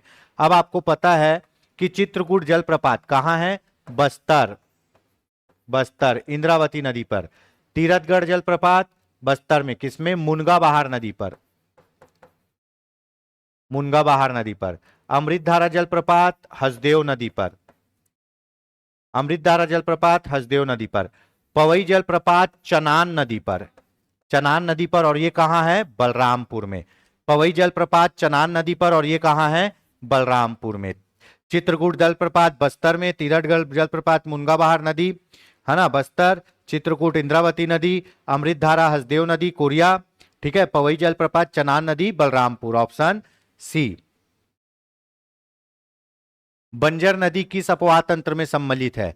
बहुत पूछा जाता है। ठीक है, तो बंजर नदी सम्मिलित है आपका किसमें? नर्मदा अपवाह तंत्र में। छत्तीसगढ़ का सबसे छोटा अपवाह तंत्र है ये, ठीक है। छत्तीसगढ़ का सबसे छोटा अपवाह तंत्र कौन सा? नर्मदा अपवाह तंत्र। देखिए छत्तीसगढ़ का सबसे बड़ा ड्रेनेज कौन सा है? महानदी। कितना? 56.15% हिस्सा कवर करता है। उसके बाद है आपका गोदावरी नदी सेकंड में। गोदावरी नदी कितना करता है? 28.64% हिस्से में सिंचाई करता है, ठीक है। सबसे बड़ा अपवाह तंत्र महानदी, सेकंड नंबर में गोदावरी, और नर्मदा अपवाह तंत्र सबसे छोटा नर्मदा अपवाह तंत्र। कितना प्रतिशत? है ना। इसमें बंजर नदी, नर्मदा अपवाह तंत्र में दो नदी है, एक बंजर नदी और एक ताड़ा नदी। बंजर और ताड़ा नदी दोनों कहां बहती है? कवर्धा में बहती है, ठीक है। दोनों कवर्धा में बहती है। ये 0.55%, आधा परसेंट सिंचाई करती है बस नर्मदा नदी, नर्मदा नदी का अपवाह तंत्र, ठीक है। उसके बाद सोन नदी या गंगा नदी का अपवाह तंत्र कितना? 13.63% सिंचाई करता है, ठीक। एक और है ब्राह्मणी नदी, ब्राह्मणी नदी अपवाह तंत्र, ये मात्र 1.03% सिंचाई करता है। अब ये जो नदियां हैं, ये बोलोगे आप सर छत्तीसगढ़ में नहीं बहती। बिल्कुल छत्तीसगढ़ में नहीं बहती, लेकिन छत्तीसगढ़ की नदियां बह के इन नदियों में मिलती है, और ये प्रमुख नदी है, इसलिए अपवाह तंत्र इनके नाम से चलता है। तो महानदी में, महानदी ही प्रमुख नदी है, तो इसको महानदी अपवाह तंत्र। छत्तीसगढ़ का सबसे बड़ा अपवाह तंत्र है, छत्तीसगढ़ के मैदानी इलाके में है ये, है ना। 56.15% हिस्सा कवर करता है। गंगा नदी अपवाह तंत्र, गंगा नदी मतलब सोन नदी अपवाह तंत्र बोलेंगे इसको, ठीक है। ये 13.63%। ये कहां पे सिंचाई करेगा? ये सिंचाई करेगा उत्तरी इलाके में, बलरामपुर, है ना, सरगुजा बलरामपुर इलाके में गंगा नदी अपवाह तंत्र। गोदावरी नदी अपवाह तंत्र, गोदावरी की सहायक नदी कौन है? इंद्रावती। तो ये दक्षिण में बस्तर में सिंचाई करेगी, 28.64%। अब नर्मदा नदी, नर्मदा नदी की सहायक नदी है बंजर और ताड़ा, ये कवर्धा में निकलती है और नर्मदा नदी में जाती है, तो ये पश्चिम एरिया में सिंचाई करेगा, ठीक है। ब्राह्मणी अपवाह तंत्र, ये एक और अपवाह तंत्र है, तो ये हो गया। तो सबसे बड़ा अपवाह तंत्र है आपका महानदी अपवाह तंत्र, और सबसे छोटा अपवाह तंत्र है आपका क्या? नर्मदा नदी अपवाह तंत्र, ठीक है। चलिए, बंजर और ताड़ा ऑप्शन डी, नर्मदा नदी अपवाह तंत्र में। भारत के प्रोजेक्ट टाइगर के अंतर्गत इंद्रावती नेशनल पार्क को किस वर्ष टाइगर रिजर्व घोषित किया गया? प्रोजेक्ट टाइगर बोल रहा है ना, प्रोजेक्ट टाइगर बोल रहा है। दो चल रहा है, दो चल रहा था पहले, एक पहले था प्रोजेक्ट टाइगर, टाइगर, दूसरा था टाइगर रिजर्व, टाइगर रिजर्व, ठीक है। तो जो आपका इंद्रावती है, इंद्रावती ये प्रोजेक्ट टाइगर में कब से है? इंद्रावती है प्रोजेक्ट टाइगर में 1983 से। इसको टाइगर रिजर्व 2009 में बना दिया गया। उसके बाद आएगा आपका उदंती सीता नदी, उदंती सीता नदी, ठीक है। उदंती सीता नदी 2006 से प्रोजेक्ट टाइगर में था, और 2009 में इसको क्या बना दिया गया? टाइगर रिजर्व, है ना। 2009 में टाइगर रिजर्व चालू हुआ, और इसी को 2009 में इन सबको टाइगर रिजर्व में कन्वर्ट कर दिया गया। उसके बाद आपका तीसरा आएगा अचानक मार्ग, अचानक मार्ग टाइगर रिजर्व, ठीक है। ये भी 2006 में शामिल हुआ था प्रोजेक्ट टाइगर में, और 2009 में ये क्या बन गया? टाइगर रिजर्व बन गया, ठीक है। अब हमारे यहाँ चौथा टाइगर रिजर्व अभी जो बना है, चौथा नया, कौन सा? गुरु घासीदास, कौन सा? गुरु घासीदास, तमोर पिंगला गुरु घासीदास। ये तो प्रोजेक्ट टाइगर में था ही नहीं, ये डायरेक्ट बना है टाइगर रिजर्व कब? 2024 में। छत्तीसगढ़ का चौथा और सबसे बड़ा टाइगर रिजर्व। क्वेश्चन पूछेगा छत्तीसगढ़ का सबसे नवीन टाइगर रिजर्व कौन सा है? तो छत्तीसगढ़ का सबसे नवीन टाइगर रिजर्व है गुरु घासीदास तमोर पिंगला टाइगर रिजर्व, जो छत्तीसगढ़ का चौथा टाइगर रिजर्व है, और छत्तीसगढ़ का सबसे बड़ा भी टाइगर रिजर्व है, 2024 में बना। अचानक मार्ग टाइगर रिजर्व 2006 में जब हुआ तो पहले उसको प्रोजेक्ट टाइगर में था, 2009 में वो टाइगर रिजर्व बना। उदंती सीता नदी 2006 में प्रोजेक्ट टाइगर में था, 2009 में टाइगर रिजर्व बना। इंद्रावती 1983 से प्रोजेक्ट टाइगर था, 2009 में टाइगर रिजर्व बना। जब 2009 में टाइगर रिजर्व वाला स्कीम आया तो जितने भी प्रोजेक्ट टाइगर है उनको क्या बना दिया गया? टाइगर रिजर्व बना दिया। तो अब क्वेश्चन पूछेगा छत्तीसगढ़ में कितने टाइगर रिजर्व है। वर्तमान में छत्तीसगढ़ में 4 टाइगर रिजर्व है, ठीक है। और छत्तीसगढ़ का 5वां टाइगर रिजर्व किसको बनाया जाएगा? छत्तीसगढ़ का 5वां टाइगर रिजर्व बनाया जाएगा भोरमदेव टाइगर रिजर्व, ठीक है। प्रस्तावित हो गया है लेकिन अभी बना नहीं है।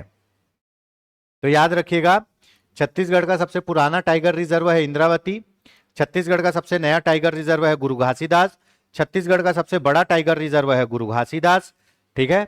और छत्तीसगढ़ का जो 5वां टाइगर रिजर्व बनेगा वो भोरमदेव को बनाया जाएगा। इन लोग पहले प्रोजेक्ट टाइगर में चल रहे थे, फिर टाइगर रिजर्व आया तो 2009 से सब किस में चल गया? टाइगर रिजर्व में।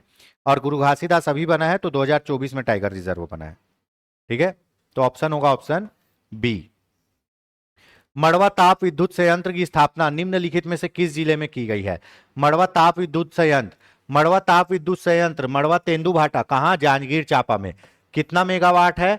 1000 मेगावाट का क्या है इसमें क्षमता है। 500 की 2 टरबाइन लगी हुई है, तब कितना होगा? 1000 मेगावाट होगा। 2015-16 से चल रहा है ये,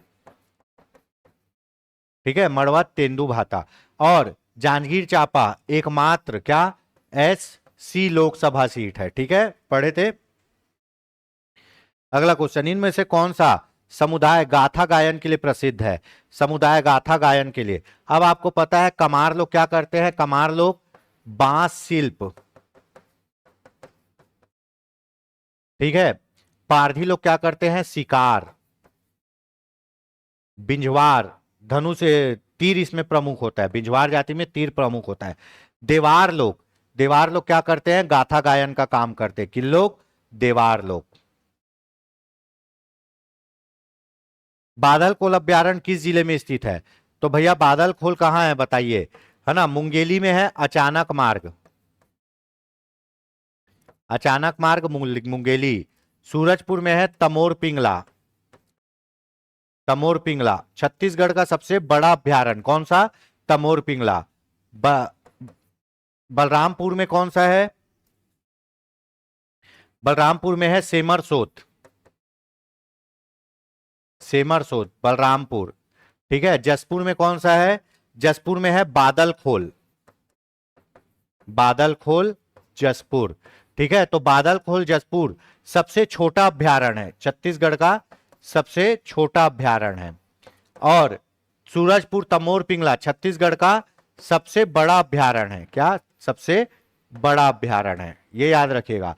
सूरजपुर तमोर पिंगला सबसे बड़ा अभ्यारण्य, बलरामपुर सेमरसूत, बादलखोल जसपुर सबसे छोटा, मुंगेली अचानक मार्ग बायोस्फीयर रिजर्व है ये, ठीक है।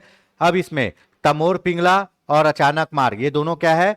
अभी टाइगर रिजर्व में शामिल हो गया है, ठीक है।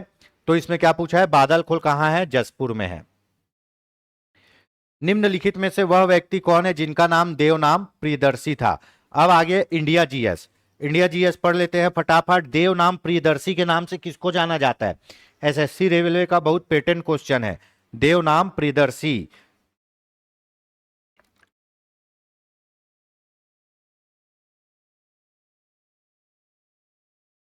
देवनाम प्रियदर्शी के नाम से सम्राट अशोक को जाना जाता है।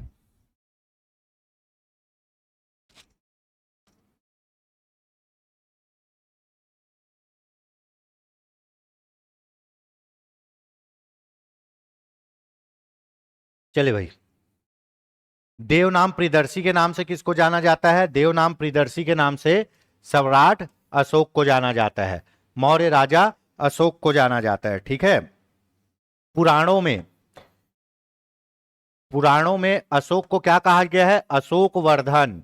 क्या कहा गया है? अशोक वर्धन, ठीक है, ये याद रखिएगा। पुराणों में अशोक वर्धन कहा गया है।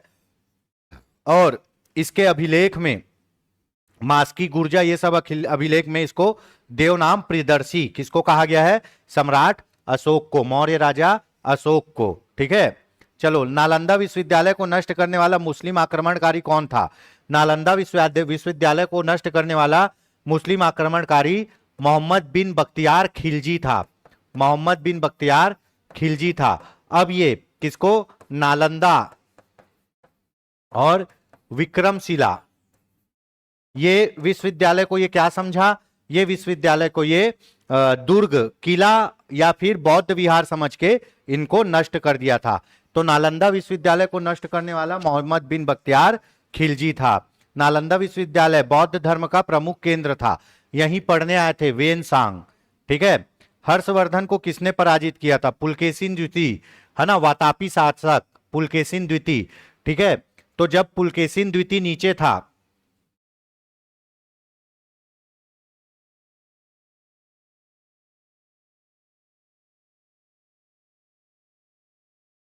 ठीक है, जब पुलकेशिन द्वितीय यहां पे था, तो छत्तीसगढ़ में कौन था? छत्तीसगढ़ में था महाशिवगुप्त बालार्जुन। कौन था? महाशिवगुप्त बालार्जुन था। और यहां कौन था उत्तर भारत में? हर्षवर्धन। हर्षवर्धन। ठीक है। तो ये जो पुलकेशिन था, पुलकेशिन था, पुलकेशिन की अधीनता किसने स्वीकार ली? महाशिवगुप्त बालार्जुन ने, जिसके शासनकाल को छत्तीसगढ़ का स्वर्णिम युग कहा जाता है। और फिर इसने किसको हराया? हर्षवर्धन को हराया। ठीक है। तो हर्षवर्धन को किसने पराजित किया था? पुलकेशिन द्वितीय ने। जब यहां पे पुलकेशिन द्वितीय था, छत्तीसगढ़ में महाशिवगुप्त बालार्जुन था और ऊपर हर्षवर्धन था। ठीक है। चलिए, तो इन्होंने दोनों को हराया था। महाशिवगुप्त बालार्जुन ने इसकी अधीनता स्वीकार कर ली थी और हर्षवर्धन को ये हराया था। ठीक है। चलिए, 1420 में विजयनगर साम्राज्य में आने वाले इटली यात्री के नाम क्या था? तो 1420 में विजयनगर साम्राज्य आने वाले इटली के यात्री का नाम था निकोलो डी कोंटी। क्या था? Niccolo de Conti. ठीक है। ये किसके शासनकाल में आया था? देवराय प्रथम के। देवराय प्रथम के शासनकाल में आया था। कौन? निकोलो डी कोंटी, विजयनगर साम्राज्य में। ठीक है। अगला क्वेश्चन देख लेते हैं। कृष्णदेवराय ने कौन सी पुस्तक लिखी थी? कृष्णदेवराय ने कौन सी पुस्तक लिखी थी? मैं इसकी कहानी बता देता हूं। कृष्णदेवराय ये जो था, ये समकालीन था किसका? बाबर का।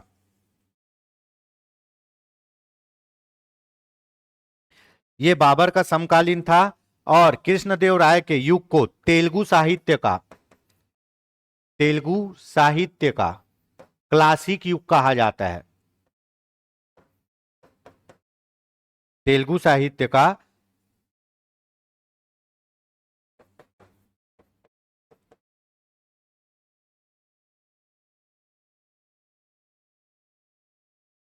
तेलुगु साहित्य का क्लासिक युग कहा जाता है। ठीक है।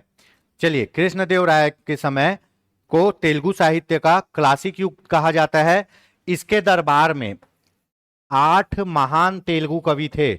8 महान तेलुगु कवि, जिनको क्या कहा गया? अष्ट दिग्गज। ये पूछा गया है, अष्ट दिग्गज, अष्ट दिग्गज कहा गया है। ठीक है। कृष्णदेवराय के समय तेलुगु साहित्य का क्लासिक युग कहा गया है और 8 महान तेलुगु कवि इनके दरबार में थे, जिनको अष्ट दिग्गज कहा गया है। इसने क्या लिखा है? इसने लिखा है मुक्त माल्य। अमुक्त माल्य कौन सी रचना है इनकी? अमुक्त माल्य। ये कौन सी भाषा में है? तेलुगु भाषा में लिखा है। ठीक है। अमुक्त माल्य तेलुगु भाषा में लिखा है। और इन्होंने एक और रचना लिखी है जिनका नाम है जाम्बवती, जाम्बवती कल्याणम। जाम्बवती कल्याणम, ये संस्कृत भाषा में लिखा है इन्होंने। ठीक है। तो कृष्णदेवराय को के काल को तेलुगु साहित्य का क्लासिक युग कहा जाता है। इसके दरबार में 8 महान तेलुगु कवि होते थे, जिनको अष्ट दिग्गज कहा जाता था। इनकी रचना है अमुक्त माल्य, जो तेलुगु भाषा में लिखी गई है, और जाम्बवती कल्याणम, ये संस्कृत भाषा में लिखी गई है। ठीक है। ऑप्शन होगा ऑप्शन डी। चलो, साइंस आ गया। प्रिज्म से गुजारने पर प्रकाश का कौन सा रंग सबसे अधिक विचलन दर्शाता है? प्रकाश का कौन सा रंग सबसे अधिक विचलन दर्शाता है? अब ये प्रिज्म है और यहां से श्वेत प्रकाश डालोगे तो ये 7 अलग अलग रंगों में बट जाएगा। ये 7 अलग अलग रंगों में बढ़ जाएगा। इसी को बोलते हैं वर्ण विक्षेपण, प्रकाश का डिस्पर्सन। और ये जो कलर के नाम है, ये है विबग्योर। कलर के नाम है, ये है विबग्योर, है ना। तो ये पूछा जाता है। तो प्रकाश, प्रिज्म से गुजारने पर प्रकाश का कौन सा रंग सबसे अधिक विचलन दर्शाता है? तो प्रिज्म से गुजारने पर प्रकाश का बैगनी रंग सबसे अधिक विचलन, मतलब स्टेबल नहीं रहेगा, ये स्टेबल नहीं रहेगा, बहुत विचलित रहेगा बैगनी रंग। ठीक है। बैगनी रंग का तरंग दैर्ध्य, तरंग दैर्घ्य क्या होगा, सबसे कम होगा, सबसे कम होगा, और इसीलिए इसका प्रकीर्णन, क्या, प्रकीर्णन सबसे अधिक होगा। ये याद रखिएगा भैया। होता क्या है, जब आप जो एक श्वेत प्रकाश होता है वो 7 अलग अलग रंगों का क्या होता है, समूह होता है, और जब श्वेत प्रकाश को प्रिज्म से गुजारते हैं तो वो 7 अलग अलग रंगों में बढ़ जाता है।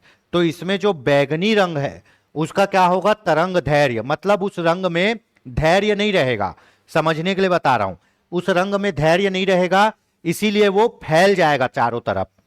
बैगनी रंग में तरंग दैर्घ्य बहुत कम है, इसीलिए वो क्या हो जाएगा, फैल जाएगा, और फैलने को ही क्या बोलते हैं, प्रकीर्णन। प्रकाश जब धूल के कणों में फैलने लगता है तो वो क्या हो जाता है, प्रकीर्णित हो जाता है, फैल जाता है, ज्यादा दूर तक नहीं जा पाता। तो जिसका धैर्य कम होगा वो फैल जाएगा। तो बैगनी का तरंग दैर्घ्य सबसे कम होता है, इसीलिए उसका प्रकीर्णन सबसे ज्यादा होता है। ठीक है, अब ये बैगनी प्रकाश निकल रही है तो बैगनी का तरंग दैर्घ्य कम है, इसीलिए वो क्या होगा, पूरे वायुमंडल में फैल जाएगा, ज्यादा दूर तक नहीं जा पाएगा। इसी के विपरीत लाल रंग का, लाल रंग का क्या होता है, लाल रंग का तरंग दैर्घ्य सबसे अधिक होता है, लाल रंग का तरंग दैर्घ्य सबसे अधिक होता है, इसलिए वो प्रकीर्णित नहीं होगा और ज्यादा दूर तक जाएगा। इसीलिए जो खतरे का सिग्नल है उसको लाल रंग का बनाते हैं। क्यों, क्योंकि वो बहुत दूर से दिखे। खतरे के सिग्नल को लाल रंग का इसलिए बनाया जाता है कि वो बहुत दूर से दिख जाए।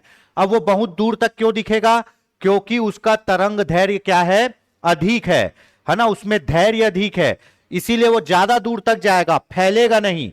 जब तरंग दैर्घ्य अधिक होगा तो प्रकीर्णन कम होगा, जब तरंग दैर्घ्य कम होगा तो प्रकीर्णन अधिक हो जाएगा। ठीक है, तो याद रखना, बैगनी प्रकाश का तरंग दैर्घ्य सबसे कम होता है, उस पर ज्यादा पावर नहीं है, धैर्य नहीं है, इसलिए वो फैल जाएगा, फैल जाएगा तो उसमें प्रकीर्णन सबसे ज्यादा हो जाएगा। ठीक है, और लाल रंग के प्रकाश का तरंग दैर्घ्य सबसे अधिक होता है, उसमें धैर्य है, इसीलिए वो बहुत दूर तक जाएगा और बहुत दूर से दिखेगा, और बहुत दूर से दिख रहा है मतलब वो प्रकीर्णित नहीं हो रहा है। ठीक है, तो तरंग दैर्घ्य सबसे कम होगा तो प्रकीर्णन ज्यादा होगा, तरंग दैर्घ्य अधिक होगा तो प्रकीर्णन कम होगा। तो कौन से विचलन ज्यादा होगा, किसमें तरंग दैर्घ्य सबसे कम होगा, बैगनी रंग में, और प्रकीर्णन किसमें ज्यादा होगा, बैगनी रंग में। लाल रंग का तरंग दैर्घ्य क्या होगा, अधिक होगा, और उसमें प्रकीर्णन कम होगा। ठीक है, चलिए अगला क्वेश्चन देख लेते हैं। तरणताल वास्तविक गहराई से कम दिखाई देता है, इसका कारण क्या है। स्विमिंग पूल को आप जब पानी भरे रहेगा स्विमिंग पूल में, और स्विमिंग पूल को ऐसे देखोगे तो जितना गहरा है उससे कम ही गहरा दिखेगा, इसका कारण है अपवर्तन। इसका कारण क्या है, अपवर्तन। अपवर्तन में क्या होता है, जब कोई प्रकाश किरण सघन माध्यम से जल से विरल माध्यम वायु में आती है तो वो क्या होती है, लंब से दूर हट जाती है। क्या होती है, लंब से दूर हट जाती है, इसीलिए क्या होता है, गहराई कम दिखता है। अब ये एक स्विमिंग पूल है, ठीक है, एक स्विमिंग पूल है। अब स्विमिंग पूल में यहां से प्रकाश आ रही है, अब ये प्रकाश कहां चले गई, पानी के अंदर। अब ये प्रकाश टकरा के पानी से बाहर आ रही है, तो पानी क्या है, सघन माध्यम, वायु क्या है, विरल माध्यम, और यहां खड़े होकर आप देखोगे तो ये क्या होगा, अभिलंब से दूर हट जाएगा, जिसके कारण इसकी गहराई क्या होगी, कम दिखने लगेगी। तो जब प्रकाश सघन माध्यम से विरल माध्यम में जाता है तो वो अभिलंब से दूर हट जाता है, जिसके कारण गहराई कम दिखती है, जिसके कारण गिलास में डाला हुआ सिक्का ऊपर दिखाई देता है। ठीक है, चलिए ऑप्शन ए। चलो, एक्सरे की खोज किसने की थी जी, बताओ। एक्सरे की खोज की थी रोंटजोन ने। किसने, रोएंटजन ने। ठीक है, एक्सरे की खोज की थी, ये पूछा जाता है एक्सरे की खोज किसने की थी। हेनरी बैकुरल ने किसकी की थी, रेडियोधर्मिता की। किसकी, रेडियोधर्मिता। हेनरी बैकुरल ने रेडियोधर्मिता की खोज की थी। और मैरी क्यूरी ने अपने पति के साथ मिलकर किसकी खोज की थी? रेडियम की। मैरी क्यूरी ने अपने पति के साथ मिलकर रेडियम की खोज की थी। एक्सरे की खोज रोंटजॉन ने की थी। ठीक है, चलो ये बहुत इंपॉर्टेंट है। न्यूटन का पहला गति का नियम संकल्पना देता है क्या? न्यूटन के पहले गति के नियम को बोलते हैं जड़त्व का नियम। न्यूटन के पहले गति के नियम को बोलते हैं जड़त्व का नियम। इसके अनुसार कहा गया है कि कोई वस्तु अगर विराम अवस्था में है तो वो विराम अवस्था में ही रहेगी जब तक उस पर कोई बाहरी बल कार्य न करे। कोई वस्तु अगर गति अवस्था में है तो वो गति अवस्था में ही रहेगी जब तक उस पर कोई बाहरी बल कार्य ना करे। मतलब जो वस्तु है वो वैसी की वैसी रहेगी अगर उस पर कोई फोर्स नहीं लगाया जा रहा है तो। ठीक है, तो आप एक बस में बैठे होते हो, आप एक बस में बैठे होते हो और जब बस अचानक से आगे बढ़ती है तो आप पीछे घिस जाते हो, पीछे झुक जाते हो। तो भैया जब बस खड़ी थी आप भी खड़े थे, है ना? तो आप क्या है? अभी स्थिर हैं। आप क्या है? स्थिर है। लेकिन जब बस चलने लगी तो आप अभी भी क्या हो? स्थिर हो। इसीलिए क्या झुक गए? पीछे झुक गए। इसी को बोलते हैं कि कोई भी वस्तु गति अवस्था में रहेगी तो गति अवस्था में ही रहेगी जब तक कोई बाहरी बल काम ना करे। कोई भी वस्तु जड़त्व अवस्था में रहेगी तो जड़त्व अवस्था में ही रहेगी जब तक कोई बाहरी बल काम ना करे। अब जैसे रेलगाड़ी में ब्रेक मारते हैं तो रेलगाड़ी चल रही है तो हम भी गतिशील है। जब रेलगाड़ी रुकती है तो रेलगाड़ी तो रुक गई लेकिन हम गतिशील है इसलिए आगे झुक जाते हैं। तो पहला नियम क्या कहलाता है? जड़त्व का, फर्स्ट नियम। ठीक है, ऑप्शन डी। दूसरा नियम कहलाता है संवेग संरक्षण। किसका? संवेग संरक्षण। मतलब कोई वस्तु को जो गतिशील है उसको रोकने के लिए उतना ही बल चाहिए। इसीलिए कैच लेते वक्त खिलाड़ी लोग अपना हाथ पीछे खींचते हैं ताकि उस वस्तु को रोक सके। तो दूसरा नियम क्या कहलाता है? संवेग संरक्षण का नियम कहलाता है। ठीक है, दूसरा नियम क्या कहलाता है? संवेग संरक्षण का। ठीक, और तीसरा नियम कहलाता है क्रिया के प्रति प्रतिक्रिया। तीसरा नियम क्या कहलाता है? क्रिया के प्रति प्रतिक्रिया। मतलब हर क्रिया का एक विपरीत क्रिया होगा। इसी को बोलते हैं क्रिया के प्रति प्रकृति, क्रिया के प्रति प्रतिक्रिया। अब जब आप बंदूक चलाते हो तो जैसे ही गोली आगे निकलती है बंदूक को पीछे धक्का देती है। बंदूक चलाते हो जैसे ही गोली आगे निकलती है बंदूक को पीछे धक्का देती है। ठीक है, रॉकेट क्या करता है? जैसे ही ऊपर जाता है नीचे पूरा गैस छोड़ता है ताकि वो और ऊपर जा सके। जब आप नाव से उतरते हो तो नाव में भार देते हो तो नाव क्या होता है? पीछे खिसकता है। नाव से उतरने पर नाव पीछे खिसकता है। तो इसको क्या बोलते हैं? तीसरे नियम को क्रिया के प्रति प्रतिक्रिया। पहला जड़त्व का नियम, दूसरा संवेग संरक्षण का नियम, तीसरा क्रिया के प्रति प्रतिक्रिया का नियम। न्यूटन के गति के 3 नियम हैं। ठीक है, प्रकाश संश्लेषण कहां होता है? भैया प्रकाश संश्लेषण हमेशा क्लोरोफिल के साथ होता है। पादपों के हरे भाग में, पादपों के पौधों के हरे भाग में प्रकाश संश्लेषण की क्रिया होती है। और हरे भाग में क्या पाया जाता है? क्लोरोफिल। और क्लोरोफिल का मुख्य तत्व क्या है? मैग्नीशियम। ठीक है, और प्रकाश संश्लेषण में सौर ऊर्जा रासायनिक ऊर्जा में बदलती है। प्रकाश संश्लेषण में CO2 ग्रहण करता है कौन?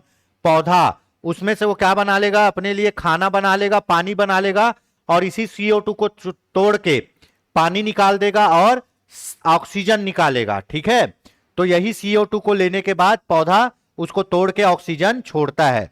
तो प्रकाश संश्लेषण कहां होता है? पौधों के हरे भाग में। हरे भाग को क्या कहते हैं? क्लोरोफिल। क्लोरोफिल का मुख्य मैग्नीशियम। ठीक, फलों के मीठे स्वाद का क्या कारण है? फल मीठे किसके कारण? फल मीठे होते हैं फ्रक्टोज शक्कर के कारण। किसके कारण? फ्रक्टोज शर्करा के कारण। फ्रक्टोज शर्करा के कारण कौन मीठा होता है? फल मीठा होता है।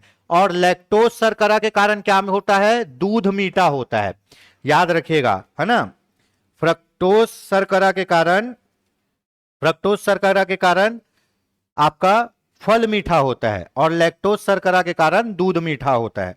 ठीक है, चलिए, ये न्यूटन के गति के नियम पूछता है। जड़त्व का नियम, जड़त्व के नियम का उदाहरण क्या है? ट्रेन में बैठे आदमी का झटके से ट्रेन चलने से पीछे गिरना। बस में बैठे आदमी का झटके से ट्रेन चलने से पीछे गिरना। संवेग संरक्षण का नियम, खिलाड़ियों द्वारा कैच पकड़ना, ठीक है। उसके बाद क्रिया के प्रति प्रतिक्रिया का नियम, बंदूक से गोली चलना, रॉकेट का उड़ना और नाव से उतरना, यह भी पूछा जाता है। किसी निश्चित समय अवधि में किसी देश में उत्पादित वस्तुओं और सेवाओं के कुल मूल्य को क्या कहते हैं?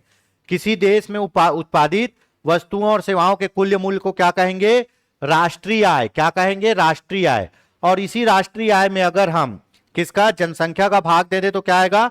प्रति व्यक्ति आय। हमारे यहां राष्ट्रीय आय प्रति व्यक्ति आय की गणना कौन करता है? राष्ट्रीय सांख्यिकी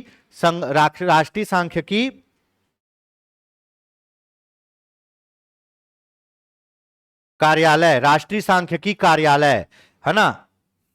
कौन करता है? राष्ट्रीय सांख्यिकी कार्यालय, सांख्यिकी कार्यालय, ये राष्ट्रीय आय प्रति व्यक्ति आय की गणना करता है। पहले कौन करता था? केंद्रीय सांख्यिकी संगठन CSO और NNSO, है ना। NNSO ऐसा और CSO, अब ये दोनों को मिला के क्या बना दिया गया है? अब ये दोनों को मिला दिया गया है NSO, national static office, national static office. वर्तमान में राष्ट्रीय आय प्रति व्यक्ति आय की गणना करता है नेशनल स्टैटिक ऑफिस, ठीक है। और इसका नवीन आधार वर्ष क्या है? नवीन आधार वर्ष है 2022-2023, जो 2026 से लागू किया जाएगा। वर्तमान आधार वर्ष क्या है? 2011-2012। गणना का वर्तमान आधार वर्ष 2011-12, नवीन है 22-23। राष्ट्रीय आय की गणना कौन करता है? राष्ट्रीय सांख्यिकी कार्यालय, ठीक है। चलो, कौन सा बैंक पहले इंपीरियल बैंक ऑफ इंडिया कहलाया? ठीक है, कौन सा बैंक पहले इंपीरियल बैंक ऑफ इंडिया कहलाता था? ठीक है, तो SBI बैंक को पहले क्या बोलते थे? Imperial Bank of India. अब इसकी कहानी सुनिए। 3 bank, Bank of Calcutta, Bank of Calcutta, Bank of Madras, Bank of Bombay, ये तीनों को कब? 1921 में मिलाकर, Bank of Calcutta, Bank of Madras, Bank of Bombay, ये तीनों को 1921 में मिलाकर इंपीरियल बैंक बनाया गया। इंपीरियल बैंक ऑफ इंडिया बनाया गया, इंपीरियल बैंक ऑफ इंडिया, ठीक है। अब इसी इंपीरियल बैंक ऑफ इंडिया का कब? आपका 1 जुलाई 1955 को क्या कर दिया गया? राष्ट्रीयकरण कर दिया गया। क्या कर दिया गया? राष्ट्रीयकरण कर दिया गया, मतलब इसको सरकार ले ली, राष्ट्रीयकरण कर दिया गया और इसका नाम क्या लग दिया गया? SBI, state bank of India, ठीक है। कहानी सुनिए। 3 bank, Bank of Calcutta, Bank of Madras और बैंक ऑफ बंबई को 1921 में मिलाकर इंपीरियल बैंक ऑफ इंडिया बनाया गया। इस इंपीरियल बैंक ऑफ इंडिया का 1 जुलाई 1955 को राष्ट्रीयकरण कर दिया गया, सरकार इसको ले ली और राष्ट्रीयकरण के बाद इसका नाम क्या रख दिया गया? State bank of India. तो किस बैंक को इंपीरियल बैंक ऑफ इंडिया कहा जाता है? SBI को कहा जाता था, ठीक है। मुद्रा आपूर्ति किसके द्वारा नियंत्रित की जाती है? मोस्ट इंपॉर्टेंट, इसी को बोलते हैं मौद्रिक नीति। मौद्रिक नीति कौन बनाता है ना? मौद्रिक नीति बनाता है RBI। मौद्रिक नीति कौन बनाता है? RBI बनाता है, ठीक है।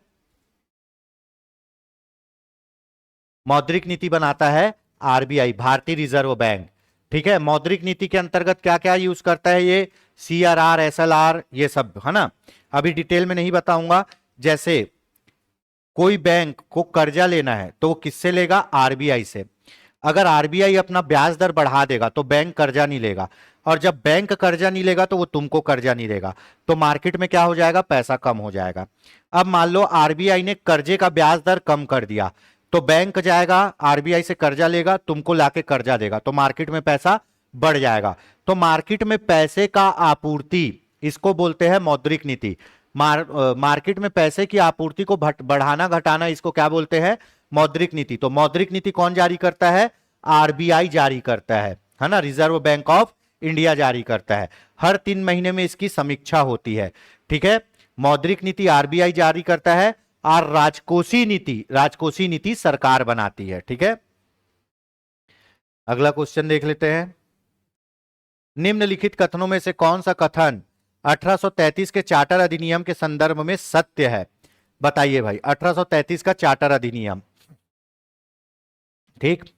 Lord William Bentinck, William Cavendish Bentinck, है ना, विलियम कैवेंडिश बेंटिक भारत के प्रथम गवर्नर जनरल थे। हाँ भाई, भारत का प्रथम governor general Lord William Bentinck. Bharat के गवर्नर जनरल के पद को बंगाल के गवर्नर जनरल के पद को भारत का गवर्नर जनरल पद बदल दिया गया। बिल्कुल सही। 1833 के चार्टर अधिनियम के द्वारा क्या किया गया? बंगाल का जो गवर्नर जनरल होता था उसी को क्या बना दिया गया? भारत का गवर्नर जनरल। 1833 के चार्टर एक्ट के द्वारा क्या किया गया? बंगाल के गवर्नर जनरल को भारत का गवर्नर जनरल बना दिया गया। और भारत के प्रथम गवर्नर जनरल कौन बने? लॉर्ड विलियम बेंटिक बने। ऑप्शन ए और बी दोनों सही हैं। फिर क्या होगा? 1857 की क्रांति के बाद, 1857 की क्रांति के बाद क्या होगा? जो गवर्नर जनरल है उससे पावर को लेके कहां दे दिया जाएगा? ब्रिटेन की महारानी क्राउन को दे दिया जाएगा। तो 1857 के बाद गवर्नर जनरल का पद खत्म होकर क्या बन जाएगा? वायसराय का पद। तो पहले वायसराय कौन बनेंगे? Lord Canning. और अंतिम गवर्नर जनरल कौन? Lord Canning. और पहले वायसराय लॉर्ड कैनिन बनेंगे। ठीक है, चलिए ऑप्शन ए और बी दोनों। संविधान सभा की पहली बैठक कब हुई? आपको पता है कि हमारे देश में संविधान बनाने के लिए 1946 में कैबिनेट मिशन आया। कैबिनेट मिशन ने ही संविधान बनाने के रास्ते को क्या किया? बनाया। तो कैबिनेट मिशन के अनुसार जो सभा बनी, कैबिनेट मिशन के अनुसार जो संविधान सभा बनी, उसकी पहली बैठक हुई 9 दिसंबर 1946। पहली बैठक हुई 9 दिसंबर 1946। अस्थायी अध्यक्ष कौन थे? अस्थायी अध्यक्ष बने कौन? सच्चिदानंद सिन्हा। सच्चिदानंद सिन्हा, ठीक है। उसके बाद 11 दिसंबर 1946 को दूसरी बैठक हुई। 11 दिसंबर 1946 को दूसरी बैठक हुई। इस दिन डॉक्टर राजेंद्र प्रसाद को क्या चुना गया? स्थायी अध्यक्ष चुना गया। क्या चुना गया? स्थायी अध्यक्ष। उसके बाद 13 दिसंबर 1946 को तीसरी बैठक हुई। इस दिन क्या हुआ? इस दिन नेहरू जी ने क्या प्रस्तुत किया? उद्देश्य प्रस्ताव। क्या प्रस्तुत किया? उद्देश्य प्रस्ताव। और ये उद्देश्य प्रस्ताव क्या है? यही उद्देश्य प्रस्ताव आगे जाके क्या बना? भारत की प्रस्तावना बना। और इस उद्देश्य प्रस्ताव को तैयार करने में किसने सहयोग किया था? के एम मुंशी ने सहयोग किया था। किसने? के एम मुंशी ने। ठीक है, तो याद रखना, क्वेश्चन पूछता है हमारी संविधान बनाने के लिए कौन सी कमेटी आई थी? कैबिनेट मिशन आया था। 1946 में कैबिनेट मिशन भारत आया था, है ना। स्टेफर्ड क्रिप्स, है ना, एवी अलेक्जेंडर और पैंथिक लॉरेंस, 3 लोग आए थे। किसमें? कैबिनेट मिशन में। वो कैबिनेट मिशन ने हमको संविधान सभा बना के दिया। संविधान सभा की पहली बैठक 9 दिसंबर 1946 को हुई। इस बैठक में अस्थायी अध्यक्ष सच्चिदानंद सिन्हा को चुना गया। 11 दिसंबर 1946 को दूसरी बैठक हुई। इस दिन डॉक्टर राजेंद्र प्रसाद को स्थायी अध्यक्ष चुना गया। 13 दिसंबर 1946 को नेहरू जी ने उद्देश्य प्रस्ताव प्रस्तुत किया। यही उद्देश्य प्रस्ताव आगे जाके संविधान की प्रस्तावना बनी। ठीक। भारतीय संविधान के किस संशोधन को लघु संविधान कहा जाता है ना? तो बहुत विवादित था ये संशोधन। इंदिरा गांधी जी की पूरी सरकार खत्म हो गई। इसमें 42वां संविधान संशोधन 1976 को लघु संविधान कहा जाता है। इसमें क्या किया गया? प्रस्तावना में संशोधन किया गया, मौलिक अधिकार जोड़े गए, बहुत सी चीजें की गई। विधानसभा लोकसभा का कार्यकाल बढ़ा के 5 से 6 वर्ष कर दिया गया। पूरे संविधान को बदलने की कोशिश की गई और एक नया ही संविधान बन गया। इसीलिए बोलते हैं 42वां संविधान संशोधन 1976 क्या कहलाता है? ये लघु संविधान। और इसी से इंदिरा गांधी की सरकार गिर गई। इमरजेंसी के समय बहुत दुरुपयोग हुआ इसका। ठीक है, चलिए, तो हमारे संविधान में जो भी जुड़ा है वो कब? 42वां संविधान संशोधन 76 के द्वारा जुड़ा है। और हमारे संविधान में जो हटा है क्या? मौलिक अधिकार, संपत्ति का मौलिक अधिकार जो हटा है 44वां संविधान संशोधन 1978 में हटा है। 73वां संविधान संशोधन में क्या बना? पंचायती राज बना।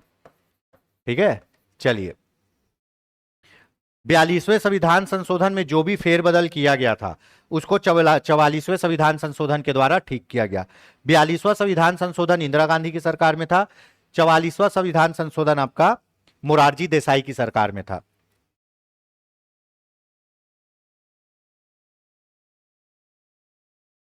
चलिए आगे देख लेते हैं। चलो भाई, ये तो क्वेश्चन बहुत इंपॉर्टेंट है। अब आपको ये देखना है कौन सा चीज हमारे संविधान में कहां से लिया गया है, कौन सा चीज हमारे संविधान में कहां से लिया गया है। तो मेरे को जहां से ये क्वेश्चन बनता है वहीं से बना दूंगा, ठीक है। मेरे को पता है मूल अधिकार संयुक्त राज्य अमेरिका से लिया गया है। राज्य के नीति निर्देशक तत्व आयरलैंड के संविधान से लिए गए हैं। समवर्ती सूची ऑस्ट्रेलिया से ली गई है ना। भारत संघ राज्यों का संघ तथा संघ से अधिक शक्ति निहित है, ये शक्तियों का बंटवारा कनाडा से लिया गया है, ठीक है। समवर्ती सूची बहुत पूछता है। ऑस्ट्रेलिया से नीति निर्देशक तत्व कब जोड़ा गया? नीति निर्देशक तत्व तो पहले से ही था। नीति निर्देशक तत्व आयरलैंड संविधान से, मूल अधिकार अमेरिका से। अब इसके अनुसार देख लेते हैं क्या होगा। 3 4 1 2, 3 4 1 2, ऑप्शन 3 4 1 2 कहां है भैया? 3 4 1 2, ठीक है, ऑप्शन बी।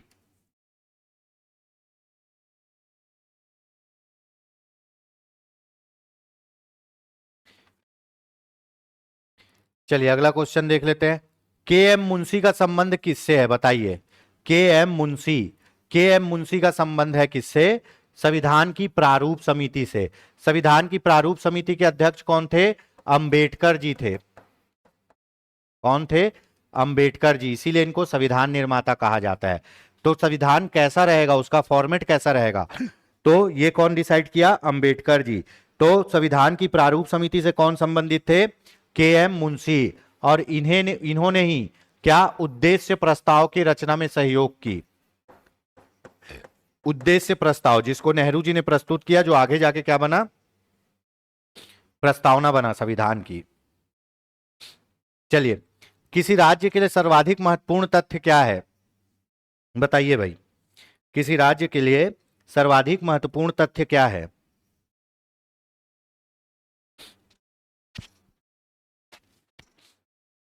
किसी राज्य के लिए सर्वाधिक महत्वपूर्ण तथ्य है संप्रभुता। क्या है? संप्रभुता। संप्रभुता का मतलब आप समझते हैं कि हम अपना डिसीजन लेने के लिए स्वतंत्र हैं, हम संप्रभु हैं, ठीक है, ठीक है, हम संप्रभु हैं, है ना। और संप्रभु हैं इसलिए हम अपने देश का डिसीजन खुद ले सकते हैं, और इसीलिए हम क्या हैं? स्वतंत्र हैं। जो आदमी स्वयं प्रभु है ना, स्वयं अपना भगवान है, अपना डिसीजन खुद लेता है, वही सबसे बेस्ट है। तो किसी राज्य के लिए क्या? अपना डिसीजन खुद लेना और उसकी आजादी ही सबसे महत्वपूर्ण है। तो किसी राज्य का महत्वपूर्ण तथ्य क्या है? संप्रभुता। बोलते ना हम भारत के लोग भारत को एक संपूर्ण प्रभुत्व संपन्न, मतलब अपना डिसीजन खुद लेने वाला आदमी बना रहे हैं, ठीक है। चलिए ऑप्शन बी, हाल ही में किसे मालदीव का वैश्विक पर्यटन राजदूत नियुक्त किया गया है? यह क्वेश्चन पूछा गया है। मालदीव का वैश्विक पर्यटन राजदूत किसको घोषित किया गया है? कैटरीना कैफ को। हाल ही में मालदीव का वैश्विक पर्यटन राजदूत किसे? कैटरीना कैफ को घोषित किया गया है। संयुक्त राष्ट्र महासभा के 80वें सत्र के अध्यक्ष के रूप में किसे चुना गया है? संयुक्त राष्ट्र महासभा का जो अध्यक्ष होता है बहुत पावरफुल आदमी होता है। तो संयुक्त राष्ट्र महासभा का 80वें सत्र का अध्यक्ष चुना गया है अन्ना लेना बेयरबॉक। अन्ना लेना बेयरबॉक ये 5वीं महिला है जो चुनी गई है इस पद पर, अन्ना लेना बेयरबॉक। ये पूछा जाता है भैया।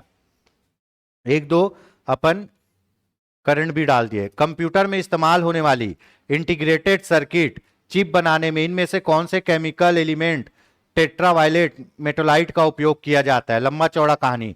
तो इसमें किसका उपयोग किया जाता है? सिलिकॉन का। हमेशा पूछता है और आगे भी पूछेगा कि कंप्यूटर की आईसी चिप किससे बनी होती है? सिलिकॉन से बनी होती है। सिलिकॉन क्या है जी? एक अर्धचालक है। क्या है? अर्धचालक। इसके साथ जर्मेनियम भी मिला दिया जाता है। क्या है ये? अर्धचालक है सिलिकॉन, ठीक है। चलो, किसी भी सुरक्षित वेबसाइट के यूआरएल में सुरक्षा प्रमाण पत्र पैडलॉक का रंग क्या हो जाता है?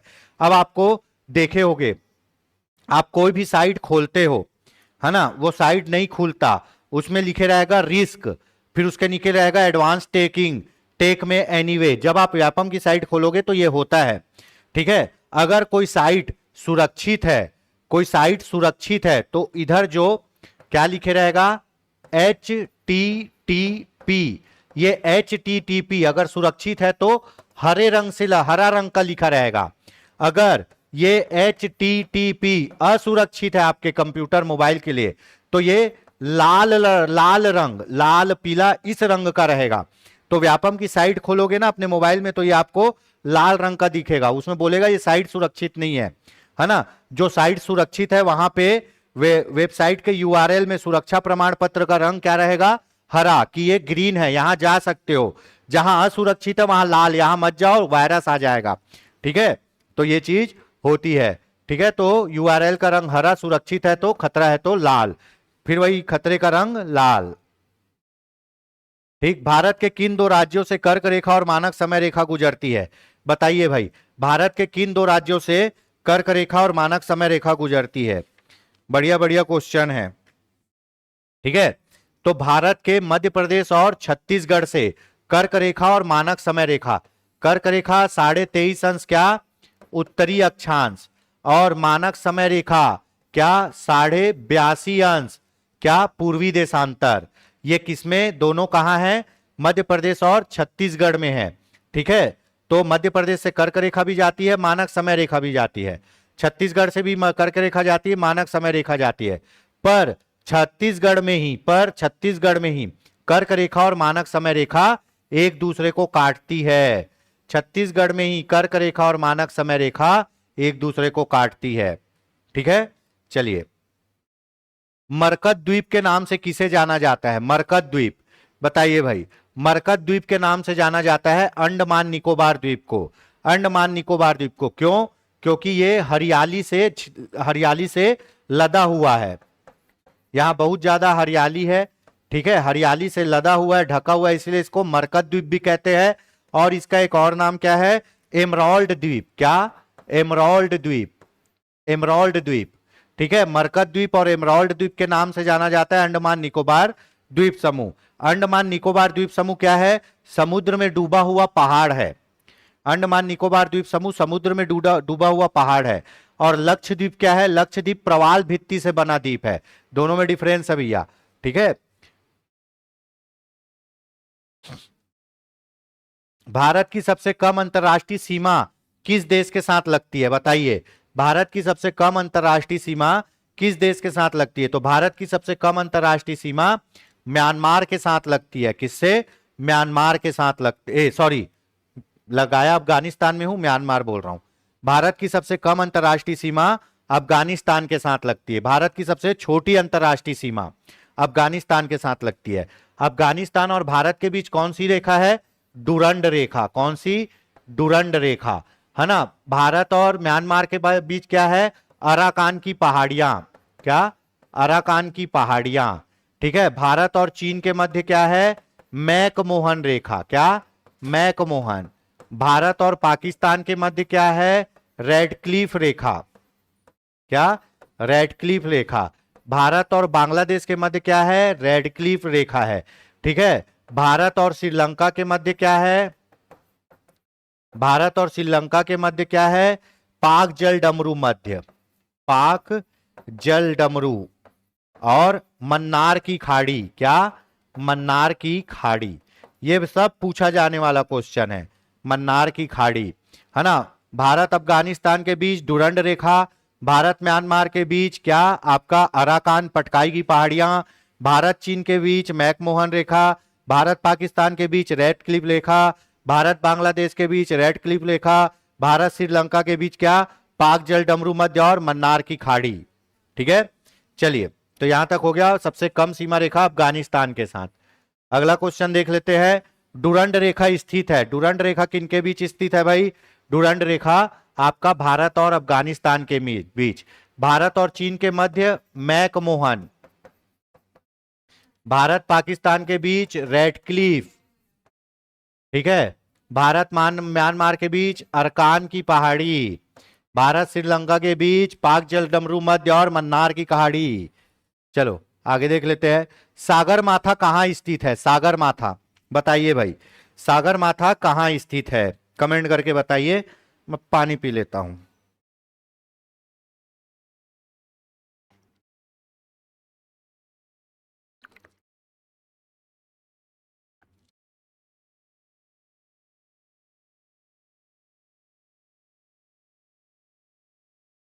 सागरमाथा, सागरमाथा है आपका वृहद हिमालय में, है ना। सागरमाथा है आपका वृहद हिमालय में, और यही सागरमाथा को क्या बोलते हैं? Mount Everest. क्या? माउंट एवरेस्ट, ठीक है।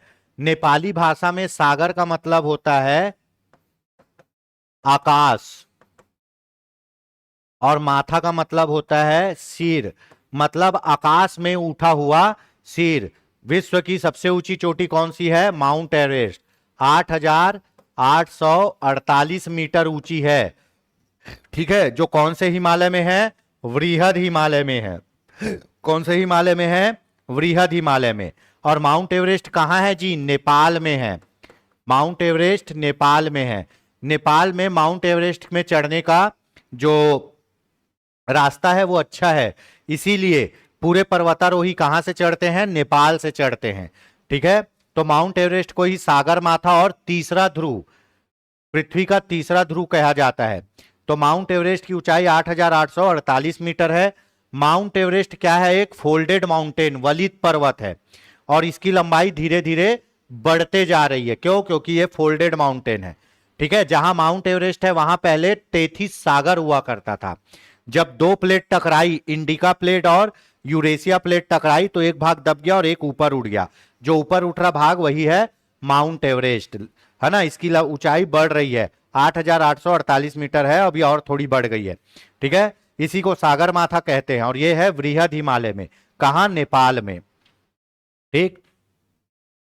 काराकोरम श्रेणी, इसी को बोलते हैं K2, K2 गाडविन आस्टीन। काराकोरम की सबसे ऊंची श्रेणी K2 गाडविन आस्टीन, ये भारत में नहीं है, ये पाक अधिकृत कश्मीर में है, ठीक है। चलिए अगला क्वेश्चन देख लेते हैं। कालबेलिया, घूमर और भवाई नृत्य किस राज्य में किए जाते हैं? कालबेलिया, घूमर और भवाई नृत्य, तो आपको पता है कालबेलिया, घूमर और भवाई नृत्य राजस्थान राज्य में किए जाते हैं। गुजरात में क्या होता है? गुजरात में गरबा, डांडिया, टिप्पाणी, है ना। गुजरात में गरबा, डांडिया, टिप्पाणी, उसके बाद सिद्धि, सिद्धि, है ना, पधार और डांगी, ये सब नृत्य कहां के हैं? गुजरात के हैं। गरबा, डांडिया, टिप्पाणी, सिद्धि, पधार और डांगी गुजरात में। राजस्थान में कालबेलिया, घूमर और भवई। उत्तर प्रदेश में क्या? कथक, उत्तर प्रदेश में कथक, ठीक है। और कथकली कली आंध्र प्रदेश, ठीक है।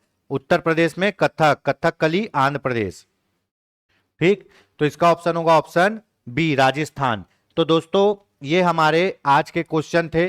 पूरे सिलेबस को समाहित करने की कोशिश की गई है, ठीक है। कमेंट करके बताइएगा कैसा लगा क्वेश्चन। क्वेश्चन बहुत अच्छे हैं, जो पुराने पूछे गए क्वेश्चन है उन्हीं को समाहित किया गया है। एक बार फिर आप लोग को जानकारी दे देता हूं दोस्तों, जो आरक्षक भर्ती का पेपर दिलाने वाले हैं 14 तारीख को, है ना, लगभग एक महीने बाद, तो उसके हमारी संस्था के द्वारा क्लास चलाए जा रहे हैं।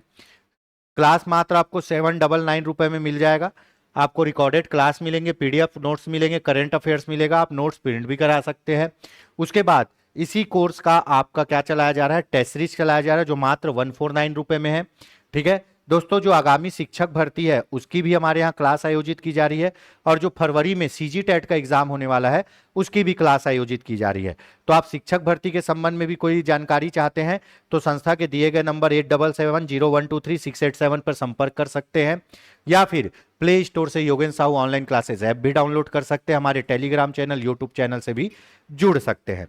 दोस्तों अब मैं ये बोलना चाहूंगा, समय धीरे धीरे कम हो रहा है, आप बिल्कुल विचलित ना होइए, अपनी पढ़ाई को अच्छे से रखिए, रिवीजन भरपूर करिए, ठीक है। जो पढ़ रहे हैं उसको रिवीजन करिएगा, बैक टू बैक पढ़ाई करिए, बैक टू बैक रिवीजन करिए। आप शुरू में पढ़ लिए और बाद में सोचोगे मैं एक साथ रिवीजन करूंगा तो नहीं हो पाता। जो चीजें पढ़ रहे हैं उसको जरूर रिवाइज करिए। अधिक से अधिक एमसीक्यूज करिए ताकि गलती होने की संभावना कम रहे। ठीक है, बहुत लोग बोले करेंट अफेयर्स अपन पढ़ाएंगे लेकिन बाद में, ताकि अधिक से अधिक करंट अफेयर्स को समाहित कर सके। दोस्तों कमेंट करके बताइएगा ये सीरीज आपको कैसा लग रहा है, आपके लिए कितना उपयोगी है। ठीक है, और इसमें अपन क्या नया सुधार कर सकते हैं। चैनल को सब्सक्राइब करिएगा, वीडियो को लाइक करिएगा, बने रहिएगा योगेंद्र साहू ऑनलाइन क्लासेस के साथ। यकीन मानिए दोस्तों, हम साथ मिलकर कुछ अच्छा करेंगे। मिलते हैं नए वीडियो में। जय हिंद, जय भारत, जय छत्तीसगढ़, जय जोहार और जय गणेश भगवान की।